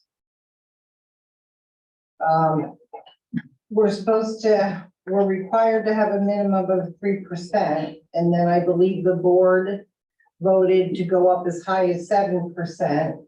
But I see here 10.98%, 8%, 10.54%. Are those extra funds earmarked for something? They are not currently marked. So, fellow board members, this is money that I always say is sitting in a savings account, and I understand for a rainy day, but as we heard tonight, there's a lot of stuff we still need to fix in this district. So I personally have a very hard time with money sitting in a bank when we have so many things. We talked about the IAs, we talked about getting the equipment for our special ed teachers because they're getting beat up every day. We talked about other resources that we need. So if I was the money person, I would be saying, give me as much as I can to build this, but I'm not. I'm a teacher and I'm here to educate the kids. So to say that that money is okay to just sit there when we as a board had agreed not to go above 7% before. So I'm concerned about that. I thought when we got up this high, it had to be earmarked for something that we had to spend in the future, but she just said no. Well, there is a rule around the 10%. Amy explained the 10% rule. Well, the 10%, we currently there's state law that we can't exceed 10%. And so districts either have to commit those funds to special programs. As an example, our textbook adoption fund is one of those special programs. Other districts have earmarked it for technology, for potential declining enrollment as another example. And so, yes, if we above the 10% would either need to spend it down or commit it to specific purposes. One example of that would be the implementation of the 7-period day next year. So that's one example. Well, that's next year. This is now. So we're already above 10% for 23 and 24, and we'll be above 10%, 24 and 25. But the board agreed 7%. So I understand what you're saying that the state said, and right now my mind is just racing with all the things we need money for to help the kids. So, I mean, I'm thinking we could do the 4x4 at Vista High and RVB with that extra money. Well, gee, we can that's lower 7 period. That's the 7th period. That's not 4x4. Is it? 4x4 is a difference. Yeah. But it's the same topic, expanding, same it's topic. expanding program options for our kids beyond what they have right now at our comprehensive high schools. Last year, when we were talking about expanding it to 7 periods,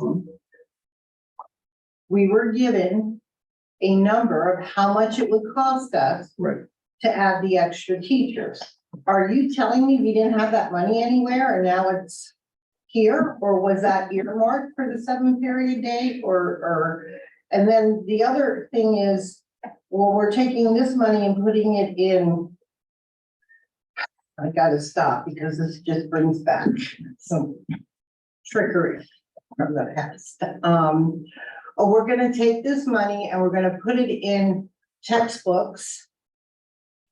And so it looks like it's earmarked, but really we're not adopting right now, so we don't need all that money in textbooks. Well, we're gonna put it in there so it doesn't look like we have that. Well, the money in the textbooks, it's like 1.3 million or something. 1.4 is just the $1.4 million. Included with the board, if you remember, that was the land swap. So that's just sitting there because that was a board decision at the time. Yeah, but that's not what was said to us earlier. What was said was then we'll take that extra money and we'll put it into places like the textbook item is what was just said to us. Go ahead, Dan. She's just giving you The examples. 1.4, the board took action to commit those dollars at budget adoption to be spent on textbook adoption. So the board can take action to reverse that commitment, and then that would free up the 1.4 million. The reason of why the board takes an action as a commitment is so that way those dollars are always set aside. And you'll see that row that says 1.8 million. 1.4 of that is that textbook number. So that is before the 10.64%. Amy, that's not what she was referring to. She was referring to the examples you gave of spending down the money that exceeded 10%. Yes. Yeah, so districts, examples that districts have used. Yeah, Sorry. but I don't want us to use that example. Yeah, and we don't have I want us to take that extra money and just put it in a line item. So it's sitting there, but we don't use it because we really have nothing earmarked for that line item. We're just putting money there. That's where my concern is. With this. So again, because I brought my concerns up several meetings ago, when we decided to do everything, was where we were going with our spending again. And so I always, of course, the first thing I look at is the reserve. So this has major warning lights for me. And if the board doesn't understand budget, it's a real easy thing to just talk at us and you don't know. But I think we should stick with our 7%, what the board agreed on, and use the money for our kids.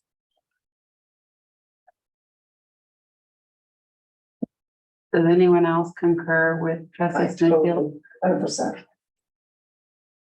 But would this be an appropriate, I mean, it wouldn't be an appropriate place to say where it's gonna be earmarked To vote on it. I'm just No, saying, she's just got sharing a her thought. report, and every time it's. Well, we might want to have, I have a question about okay, the reserves, is that calculated on net or gross revenues? Or how is that determined? How do we determine the 7% or the 3%? So it's based off a percentage of total general fund expenditures. So it fluctuates each year. So the more you spend, it costs more to hit 1%. And the less that you spend, it takes less to calculate the value of 1%. Okay, so for us to stay within our budget, I can do the math. I was gonna do the math. So the dollar amount down below where you see in the yellow box, that's the dollar amount above the required reserve. So as an example, if we were to spend significant funding in 23-24 year, that percent, it would take more dollars to calculate the percent, but the dollar amount would be the dollar amount. No, I get So that. right, My question is what's the dollar amount of 7%? That is that agreed to as, as a board, we've agreed to 7%. So what's that dollar amount? I can calculate that for a Friday letter. And I can calculate the value of 77% in each year. One thing to note, because we are deficit spending in all 3 years, that deficit spending is spending down the reserves. So in year 1, we're deficit spending 7.8 million. That's the red box. which puts our reserves down to 10.64%. Year 2, we're deficit spending by 2.4%, so our reserves are 10.98%. Year 3, we're deficit spending by 10 million. And so that would bring down the reserve to 8%. So as an example, if we were to bring down our reserves in year 1, say to 9.64%, then year 2 and year 3 reserve percents would also decrease. So we're projecting that, so you're recommending keeping the 10% in anticipation that in, 3 years, we're gonna be down below the 3% or the 7%. Is that what you're saying? The 10% is the state threshold on the cap.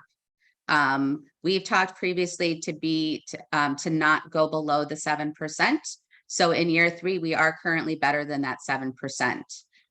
If we were to reduce our reserves in year 2 and year 3, that would cause year 3 reserves to be less than 8%. Because this is a projected impact over 3 years. So as an example, in reverse, if we spent less in year 1 and 2, our reserves would be higher cumulatively by year 3. I think for the purpose of tonight, it's just to tell you where we are. Right. As we approach December, which is when we go into the first interim budget and start beginning to think about developing a budget. We do have one issue. Amy mentioned it at the beginning of the presentation, and that is October. So this is a unique year. So I would recommend the board wait until October, because we don't really know what's going to happen. Amy, you can tell them a little bit more about that. But I think that's going to be a really critical month, October, November, to know how is this adjustment in when the taxes were collected, and how is that going to impact us as a district? Because this has never happened to us before. And possible with deferrals, is that what Yeah, they call it? there could be issues. So go ahead, Amy, but I think that's something for us to take into consideration. Yeah, so there's two points to mention. The first one are the tax collections that are due by October 15th. So we'll know approximately Halloween whether the state was successful in meeting their projected tax collection. January will be the first blush that we'll see the governor's proposed budget for 24-25. We'll have an indication at that point if they were successful or not. If they weren't, they'll go through their negotiations at the state level to find ways to either reduce the budget, do like cash deferrals. That's just an example of how they've done it in the past. And if they are successful and there are funds above what they projected, then that's good news. And you could potentially see that in January, because they might add additional funds to new programs or expand existing programs. That's the one. So that's number one, is where does the state end up with their tax collections in the October 15th timeline? The other piece of it is these, as an example, the LCFF revenues that you see here, the 252 million, 250 million, 250 million. That's also a projection that will get adjusted each year depending on what our actual enrollment and attendance is. So right now we have not adjusted any of those revenues because we're only into the first month of school and our enrollment is currently lower than projected. And so that will impact us in year 2 and year 3 because the LCFF funding formula is based off of average of the prior 3 years. So it won't affect our current year revenues. It'll affect starting next year because it's based off of the average of the prior 3 years. So as we get into first interim, we'll also have an indication of where we ended up on Seabeds Day. That's another important October date, the first Wednesday of October. That's our official enrollment. And that's where we capture also the student demographics that will then calculate our UPP or our unduplicated pupil percentage. So at first interim, we'll get a sense of how did we do with our hiring? Are we going to have some vacancy savings higher than our enrollment, our attendance, our UPP figures? What do we look like for the first 3 months of the year? Our P1, our attendance report is due in December. So that's our first indication of are our LCFF revenues on track or not? So that's a lot of moving pieces that happen in that October through December timeframe. So, Amy, if you look at all of our line items and tell me how much over I don't know how to word this. How much total reserves are there in all of the items put together that are like kind of hidden, like, oh, we're gonna spend this much for this, but we know we're only gonna spend this much? So right now in 23-24, I have that bullet that assumes that we're gonna spend all of that 12.8 million supplemental concentration all in 1 year. So similar to this year, if we have funds that fall out, that's that bubble that will move to 24-25. We fully budgeted, assuming that we'll be at 100% hiring. By first interim, that's when we see how successful are we at hiring, and that's when we'll start reducing our expenditures at first interim if we're still having depending on what our vacancies are. So there would be fallout in salaries if we have vacancy savings. You'll notice in that books and supplies and services how it goes from 14 million to 8 million and 24 million to 18 million. I took the 12 million and split it between those expense lines because we have to show that we have intention of spending all of our supplemental concentration in the spirit of the LCFF. However, at the end of the year, whatever we don't spend will roll to 24-25. So those are the two key areas of where we could see fallout, where we will see fallout, because we've seen fallout each year, especially since COVID, because we haven't been 100% fully staffed. So you said we saved like 2 point whatever million because we couldn't hire all the people we needed to, right? On the contributions, our special ed came in less because we had vacancy savings because positions are still not being filled. We still have to budget what the MO says that we need to budget based on what special ed tells us we need X amount of positions here and there times the salaries. But then what happens throughout the year is each interim we adjust down if we're still having challenges on filling the vacancies, because we still have some costs that come in if they're using agencies. So we'll see an increase of actuals from agencies and a drop in salaries. But overall, we're seeing a drop in the special ed budget overall because of essentially the vacancies. Okay, so let me finish asking my question because you didn't really need to go all that way. Sorry. So my question is, you said last year we didn't spend 2.6 million, right? But we plan on hiring everybody we need this year. So there should be another 2.6 million in there already, right? Well, the $2.3 million that I'll say fell out because our contribution came in less is what's in that 10 point. It's in our reserves right now. It's in the reserve. So, yeah. So vacancy savings are a one-time saving. So that's what's making our reserves grow. One of the reasons is because of those vacancy savings that fall out at the end of the year. So if we were to have spent all of our special ed funds, we wouldn't be sitting as high of a reserve. But in theory, as we start filling these, that money goes away because it's occupied by the staff member. So we didn't budget for those for this year's budget, is what I'm saying. So, for example, last year we needed 10 special ed people. We didn't get them, so we put that money in reserves. This year, we still need 10 special ed people. Do we go in reserves to get that, or is there money already budgeted for the amount of people that we? Go ahead, Amy. That's a very good question. So you see that contribution line, the 53 million, we budget in 23-24 that we still need those 10, but we have a savings in our reserves because we didn't spend that piece of it in 22-23. That's what I'm getting at. Okay, thank you. All right, does anyone else have questions about this slide? Or actually, we went back to that slide. Yeah, we're done with all. We're done. So did you have a chance to ask questions yet? No, and don't really have any questions, but I do concur that if we've agreed as a board to keep a reserve maximum of 7% and we're looking at 10.64 for this year, I'd like to see a report of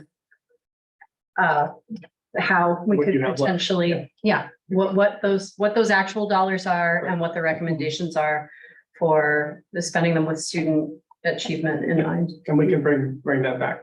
And so Wait, trustee Vargas, have you asked about the budget? Not yet. Yeah, he said no. I didn't have any questions, but now with the conversation, now I do. Yeah. Yeah. It's also part of like, there's gonna be some fiscal impact based on negotiations, so. And I know that, we can't discuss that right now, but I'd love to continue that conversation as well on that topic. The second component is what Rosemary was talking about, Smithfield, we have the staffing that wasn't fully, when you get 100% of staffing. But with that, the conversation of when do we bring that back and discuss it as to how to reallocate? And I think that's what Julie's trying to get at, but at the same time,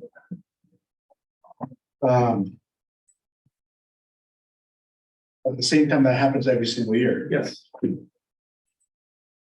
So is that the summer meeting you're talking about, Dr. Joel? Yeah, I mean, the reallocation conversations can happen during the course of the year. It doesn't just have to happen in June. I think that's the answer that you're looking for. But what we're saying, Amy and I are saying, is it would be wise for us at this time, because it's a unique year, to find out what happens in October. Yeah. Because it's unique. We would have normally known about this back last spring, and we wouldn't have to wait. But at this point, I think we were recommending highly that we wait until October to find that out. And with that, you have our goals that we have as a district. So like my recommendations, like, based on our goals as a school district and where we want to move the needle. Bring us recommendations. Yeah, we'll Amy and I will bring you back a number of things. All the questions that have been had tonight are excellent, and we've been taking notes on it. So Amy and I will go back and develop some plans. We'll send you some initial information in a Friday letter. It's easy for us to tell you how much money is 7%. So we can give you that number. We just don't want to give you the wrong number tonight. So we'll give you the exact number. And then we'll talk about what options you have in terms of reallocating funding. You absolutely have those options. But I think the point I want to make again, and Amy, jump in on this too. I want to go back to the red box, which is the Deficit. Yeah, the deficit spending. So there's two things to keep in mind. And remember, the 7% came up, if we remember, back when we had to cut $19 million. That's when the conversation about 7% came up.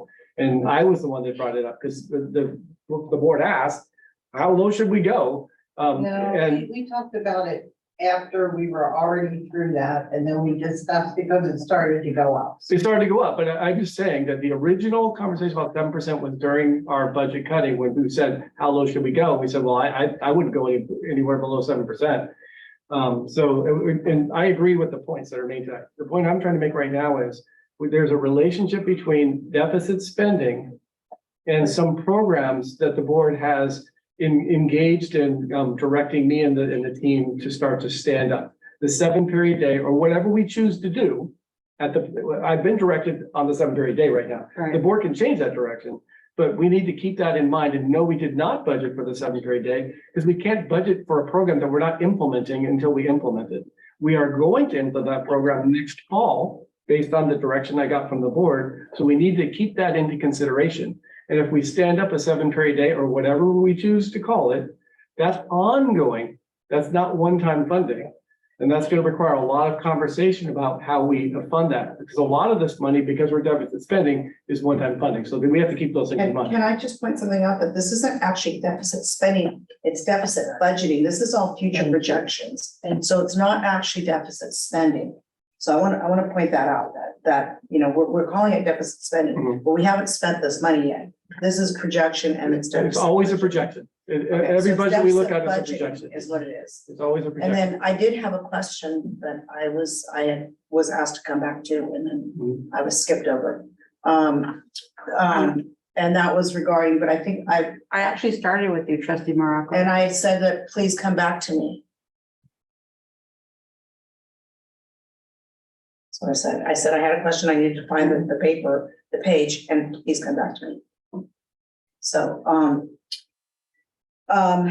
Is there a slide you want us to go back to? no, it was the one above, because there was something that Amy was talking about, where she was talking about some of these ELOs that were going out to 2024 and 25, and I didn't see them on there, but I think she was just. 26. Amy, were you just 26? Yeah. Amy, were you just talking about that as a point of reference? not as what was on this slide, correct? Is that? So, correct. So there are two, there's ELOP and ELOG. ELOP is on the previous slide of the carryover balances, Matt, that $10 million. That's the ELOP, that's ongoing funds. Okay. Move forward. Yeah, I was on slide 15, or that was. This one right here. Oh, go to slide 14, Matt. So there's Yeah, the no, ELOP. There's a delay. Go So ahead. this, so these funds, the 10 million has to be spent. The state in their budget extended it for one more year. So we have to spend that $10 million by next year. If you move to slide 15, that's where our ELOG funds are. Those are the one-time funds that we received for COVID. And so we've got, those expire in September.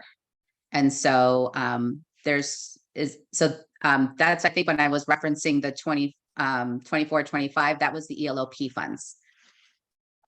And we receive those every year, but they are not good in perpetuity. They expire, I think it's every 2 years, and the state keeps changing it because districts continue, as you can see from our balance, challenged to spend those dollars down because of hiring staff. Okay, thank you. That was the clarification. And one more thing I just want to point out is that our October meeting is, Amy, you were saying that October 15th is the deadline. They probably won't have the information from the state till around the 30th, 31st. So our October meeting is actually June 12th, but our November meeting's on the 9th. So that might be when we want to. Yeah, but we'll be able to give you like a Friday letter update of where we think the state is prior to the November meeting is my point. Yes. May I clarify a point you made about the 7-period day? While we haven't implemented that, we did implement the bargaining contract where we are paying extra staffing at the comprehensive high schools, correct? We have not implemented the extra staffing yet. With that, So that is staffing would kick that- in as soon as the 7-period day is operationalized. So are those dollars also reflected in the 10.64% this year? That money has not been allocated yet. It's not in I'm talking about the LCAP that you approved in June. So the projection for 24, 25, is that money in that? Is that projected in that budget? Well, remember, these monies have not, there are no action steps. Oh, you're talking about, remember, okay, let me go back. Now I understand what your question is. Remember, this year, the LCAP is the 3rd year of a 3-year plan. Yeah. So next year's. But I'm remembering a contract we approved with a raise that did get implemented, correct? The raise did, but not the 7-period day. The additional staff have not been hired for the 7-period day. Maybe that's a better way to. Are we explain it. setting those funds aside in the reserve? Well, that's why I brought this up. That's something we would do when we developed our budget for next year. So the LCAP was a 3-year plan, which ended this year, and the 7-period day isn't supposed to start till next year. So it won't be in the LCAP. It's in the contract that we will start it the 24-25 school year. So as far as if it's in those projections out that way, I don't know, but I do know that's why you did approve the contract, but you haven't seen it in the LCAP yet because the LCAP, it ends this year and that's not supposed to start till the next year. Go ahead, Amy. I think you wanted to say something. And so part of the discussion that we had about the 7-period day would be how to fund it. So the original discussion is that we could use some of our restricted funds that were eligible for that. So learning recovery was an example we talked about. We talked about supplemental concentration dollars would be something that we could use that 7-period day because you're improving and increasing services.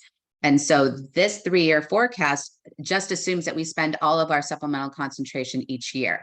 It doesn't say like thou shalt spend X dollar on this, this, and this. So as an example, if we receive $40 million a year on supplemental concentration, this plan assumes that we're going to spend $40 million in year 2 and year 3. Year 1 just looks higher because we're assuming that we're going to spend 100% of the carryover of supplemental the prior year. So when we get to planning the 7-period day, that's when we would work with the board to decide what funding source we would want to use. Because ideally, our goal was to have restricted funds or supplemental concentration funds the first couple of years, and then eventually it would, like we would use learning recovery in the beginning, and when those funds expired, we could move it to supplemental concentration because it's a program that we want to be ongoing. That was some of the logic of what we were thinking of how to fund the 7-period day. I don't remember any of that when we talked about how much it cost. I don't remember us saying we would take it out of the learning loss money, because that affects all of our kids up and down the spectrum from TK to 12. And if we had said that, I would have said, hold on, we're not gonna use this big chunk of that money for this plan. I don't know, I'm just not feeling real comfortable with this. I do recall discussing the possibilities of how to fund it, and that was one Options. one option out of others. I don't remember naming the options. I remember Yeah. Amy, us asking the total, and she told us. But we can bring back that item and have a discussion about it, and we can put on the table a whole bunch of different options that the board can choose to Well, fund. that wasn't the point, I don't think. I think the point was saying that when you look at some of these numbers, some things, there's questions here. And the first one is the reserves and where's the money? The second one is we're putting money in on other line items. And when I say, tell me what the difference is of probably what we're gonna actually spend and what we put on that line item, I really didn't get an answer. But I can go back and check the past years. Oh, we put this much, but we only spent this much, but we're continuing to put this much. And so now that we're getting to this crunch where the money is gonna start going away, we need to start asking the questions again. And we need to prioritize where the money goes. So we need to look at things as, how much are we gonna spend to send people here? And how many more of these people are we gonna hire? But if we don't get the true numbers, then we can't do a good job in this, bottom line. And yeah, I agree with Rena 100%. This is deficit budgeting, not deficit spending.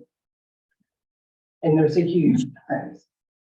Yeah, this is a 3-year projection. Each year we budget, we do the budget. So this is just projecting where we could be. It's not the actual budget. All right, we're gonna go ahead and I think we're gonna go ahead and end this discussion and call. I need a motion to approve the report. Yeah. the report on the unaudited actuals and ending fund balance. So moved. Moved by trustee Morocco, seconded by trustee Vargas. Any further discussion? All right, all in favor of approving 17F, say aye. Aye. Any opposed?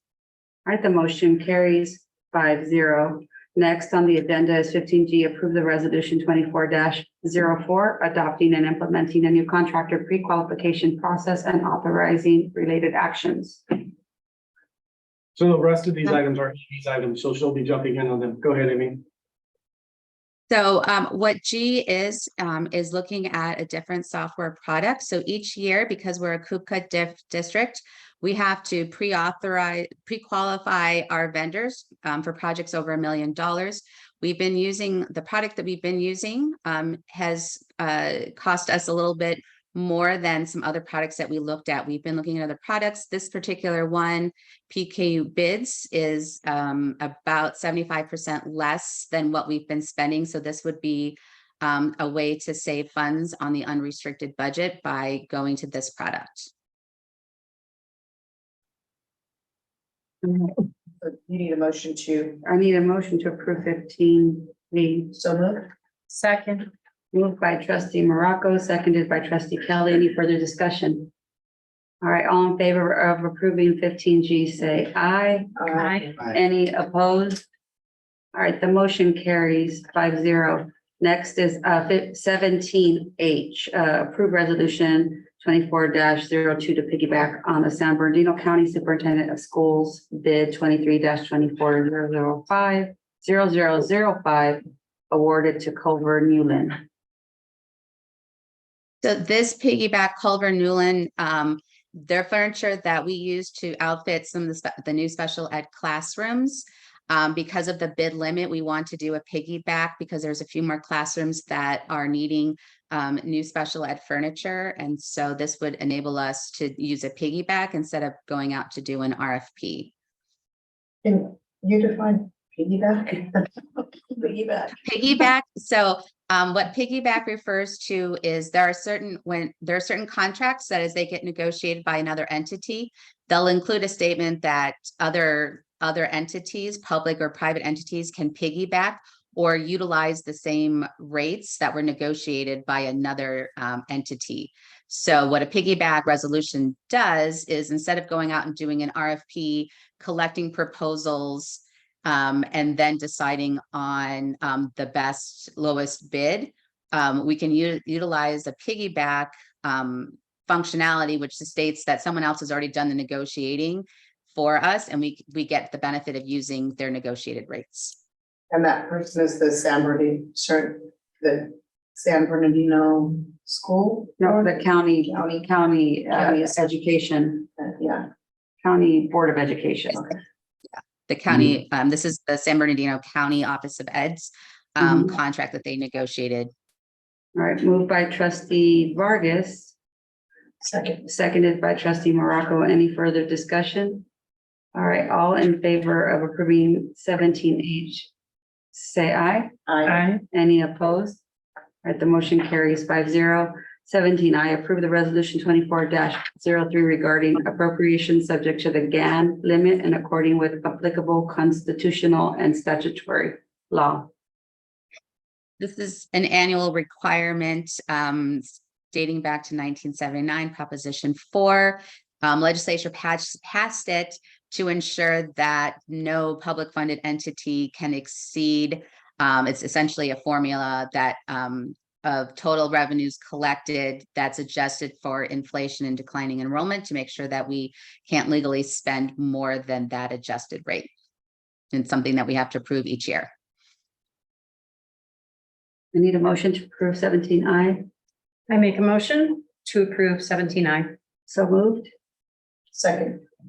Moved by trustee Kelly, seconded by trustee Morocco. Any further discussion? All in favor of approving 16I, say aye. 16I, say aye. Aye. Any opposed? All right, the motion carries 5-0. Next, 17J, request for an emergency waiver of competitive bidding requirements, PCC 20-113 Vista Magnet Middle School roof. So this was a result of the tropical storm Hillary. We had the roofing on several class Vista magnets that was not properly waterproofed by the contractor. And so we did have to bring in a contractor to do some immediate water remediation. And so we will be working with the vendor to settle that. But in the interim, because it exceeded the bid limit, we needed to pass the emergency waiver because we didn't want to wait for water to accumulate and create more damage. I have a question. Are they gonna fix I'm assuming this came in through the roof. Are they gonna fix the roof also? Does that $200,000 include the repair of the roof? This is just the water remediation. Okay. There's an existing contract for the roof. The Okay. roof at the time of the storm had not been completed. Okay. And they had, the contractor had identified that the roof was waterproof, but the roof project had not been completed. I see. They were incorrect, and as a result, it did leak into the room. And they did not put visqueen or a plastic over the roof. They will deal with the roof. This is just to mitigate the water damage that was caused as a result of it. And if we go after them, are we gonna get the full 200 from them, or do we have to pay for court costs and legal fees and all that other stuff? There's a process. It probably will not go to court. Amy, you could talk them through it. It's likely their bond. Okay. We would go after their for damages. Okay, all right, thank you. All right, I need a motion for 17J. I move that we approve 17J. Second. Moved by trustee Morocco, seconded by trustee Kelly. Any further discussion? All in favor of approving 16J, say aye. Aye. Any opposed? All right, the motion carries 5-0. 17K is next on the agenda. Approved contract modification for architectural services on the EV charging stations project in the transportation yard. So this is a proposed addition to the scope of Renell Clark, who have been working on designing our, I'll call it the electrification of our transportation yard so that we can accommodate our electric bus fleet that is hopefully growing soon. Part of the transportation yard would be to commission the compressed natural gas fueling center. And so we need assistance from the architect to design how we can decommission that.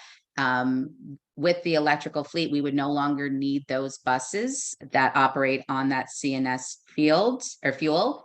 And then that would also give us more space to park the buses because it's a little tight down there. And so decommissioning that fuel center would free up that space as well as also removing those the gas tank and corresponding accessories.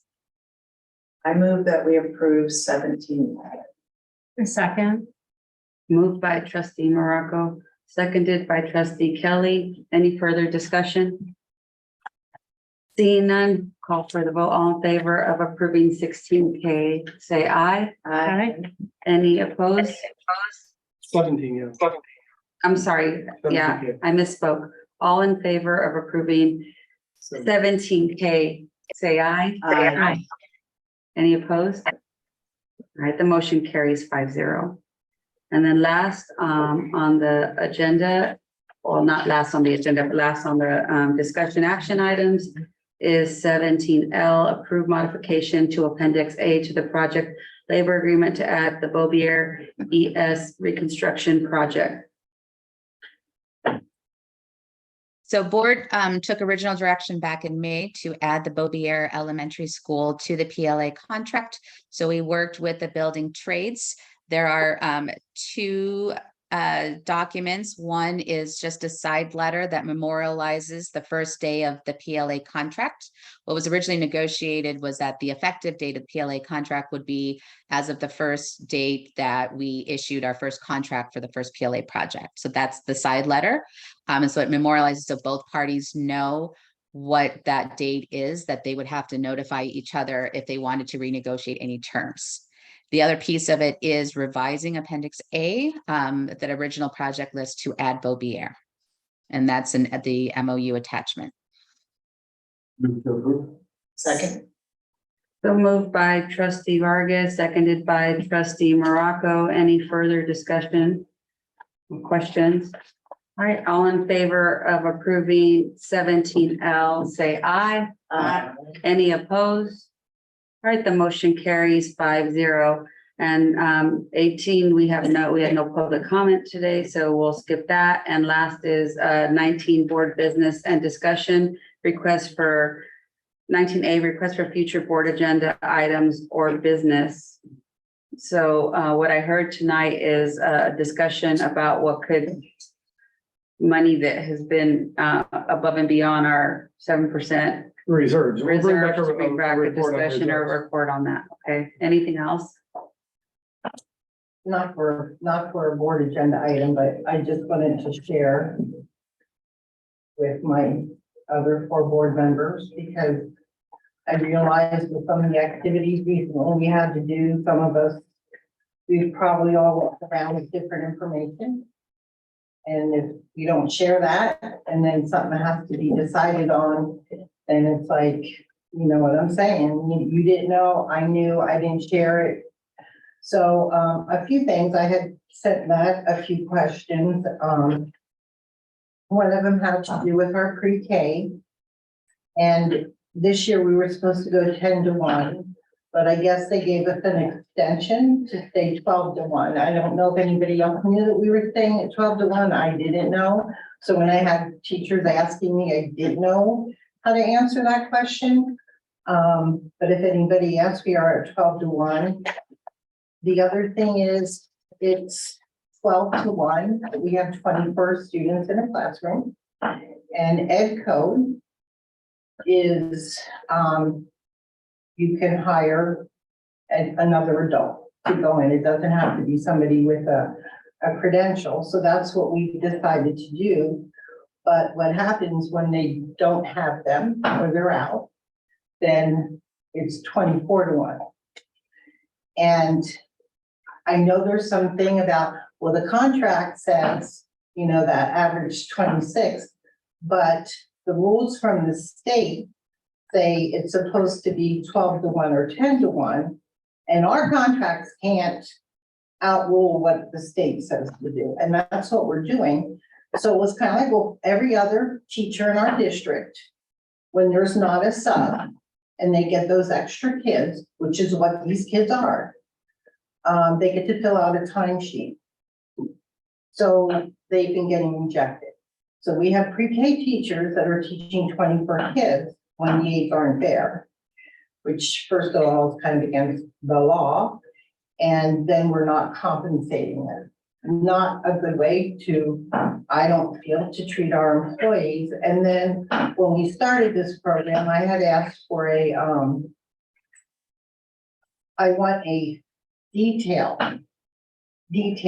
report of every penny that was spent, because the state gave us money to do this. I guess it was last year. I thought it was the year before. And the two people who were in charge of this went to all of our pre-K teachers and they all said, here's what I need. And then the school year started and nothing came.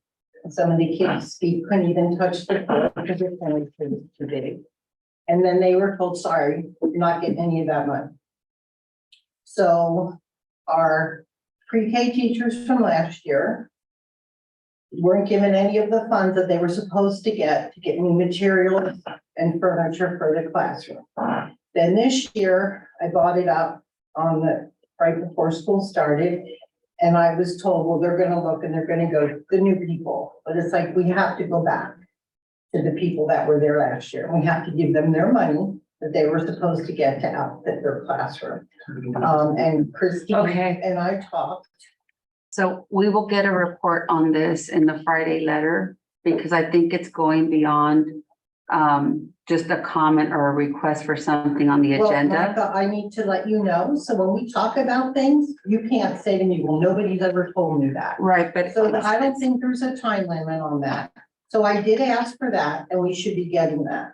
The other thing is you need to be aware of the aid and the preschool. My next thing is, I'm not going to be shut up again. You're out of order, Trustee Smithfield. You're out of order, Trustee Smithfield. We can get, you're out of order. We can get a report, because this is for comments about the meeting or requests for things on the agenda or a board or a Friday letter. You like us to tell us, Martha, stop and think about this. We're not allowed to talk about it in closed session. We will get an update in the Friday letter. Now. We will get an update. I shared it with you. So you're hearing. You're saying you want an update. You're the president, you spoke. I will not share the rest of the on things TK. that I have people in our district have asked me to share with you. And I will tell them again, I was shut down. We will get a report in the Friday letter. If you want a presentation on TK, we can have a presentation. To be educated on why we were asked for a report in this coming letter. It's because all these things transpired. And every time I say, here's what people are telling me, you guys say, nobody ever told me. Well, I'm telling you.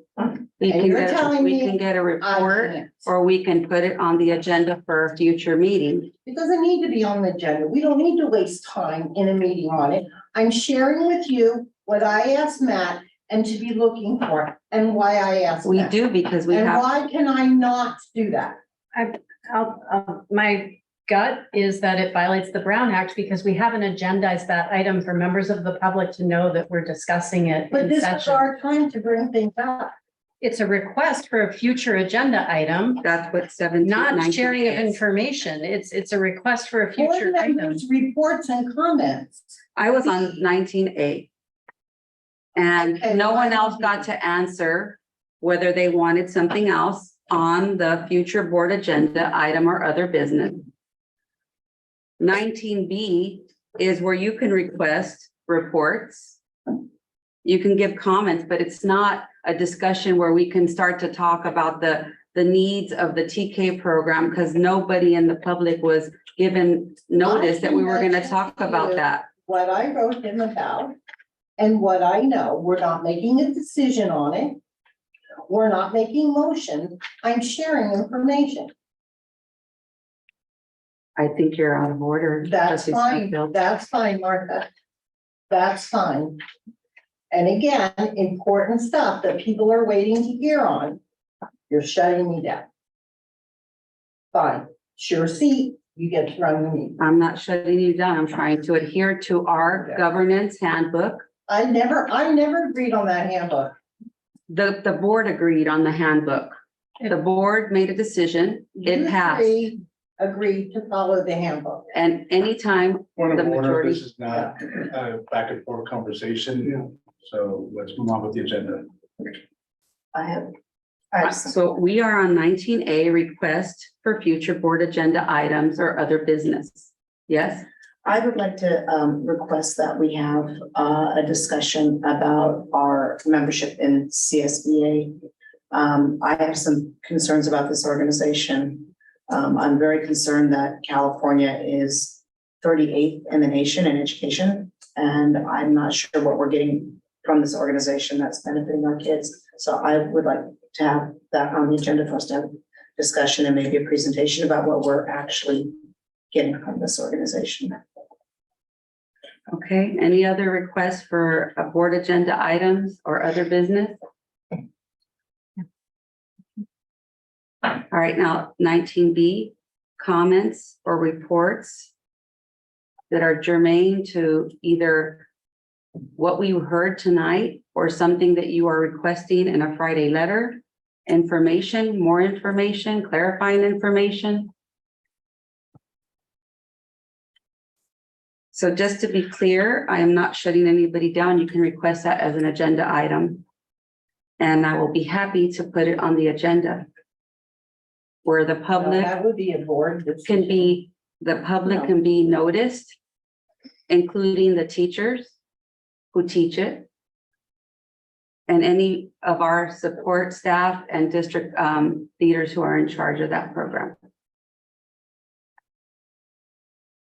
So we can add that to another discussion.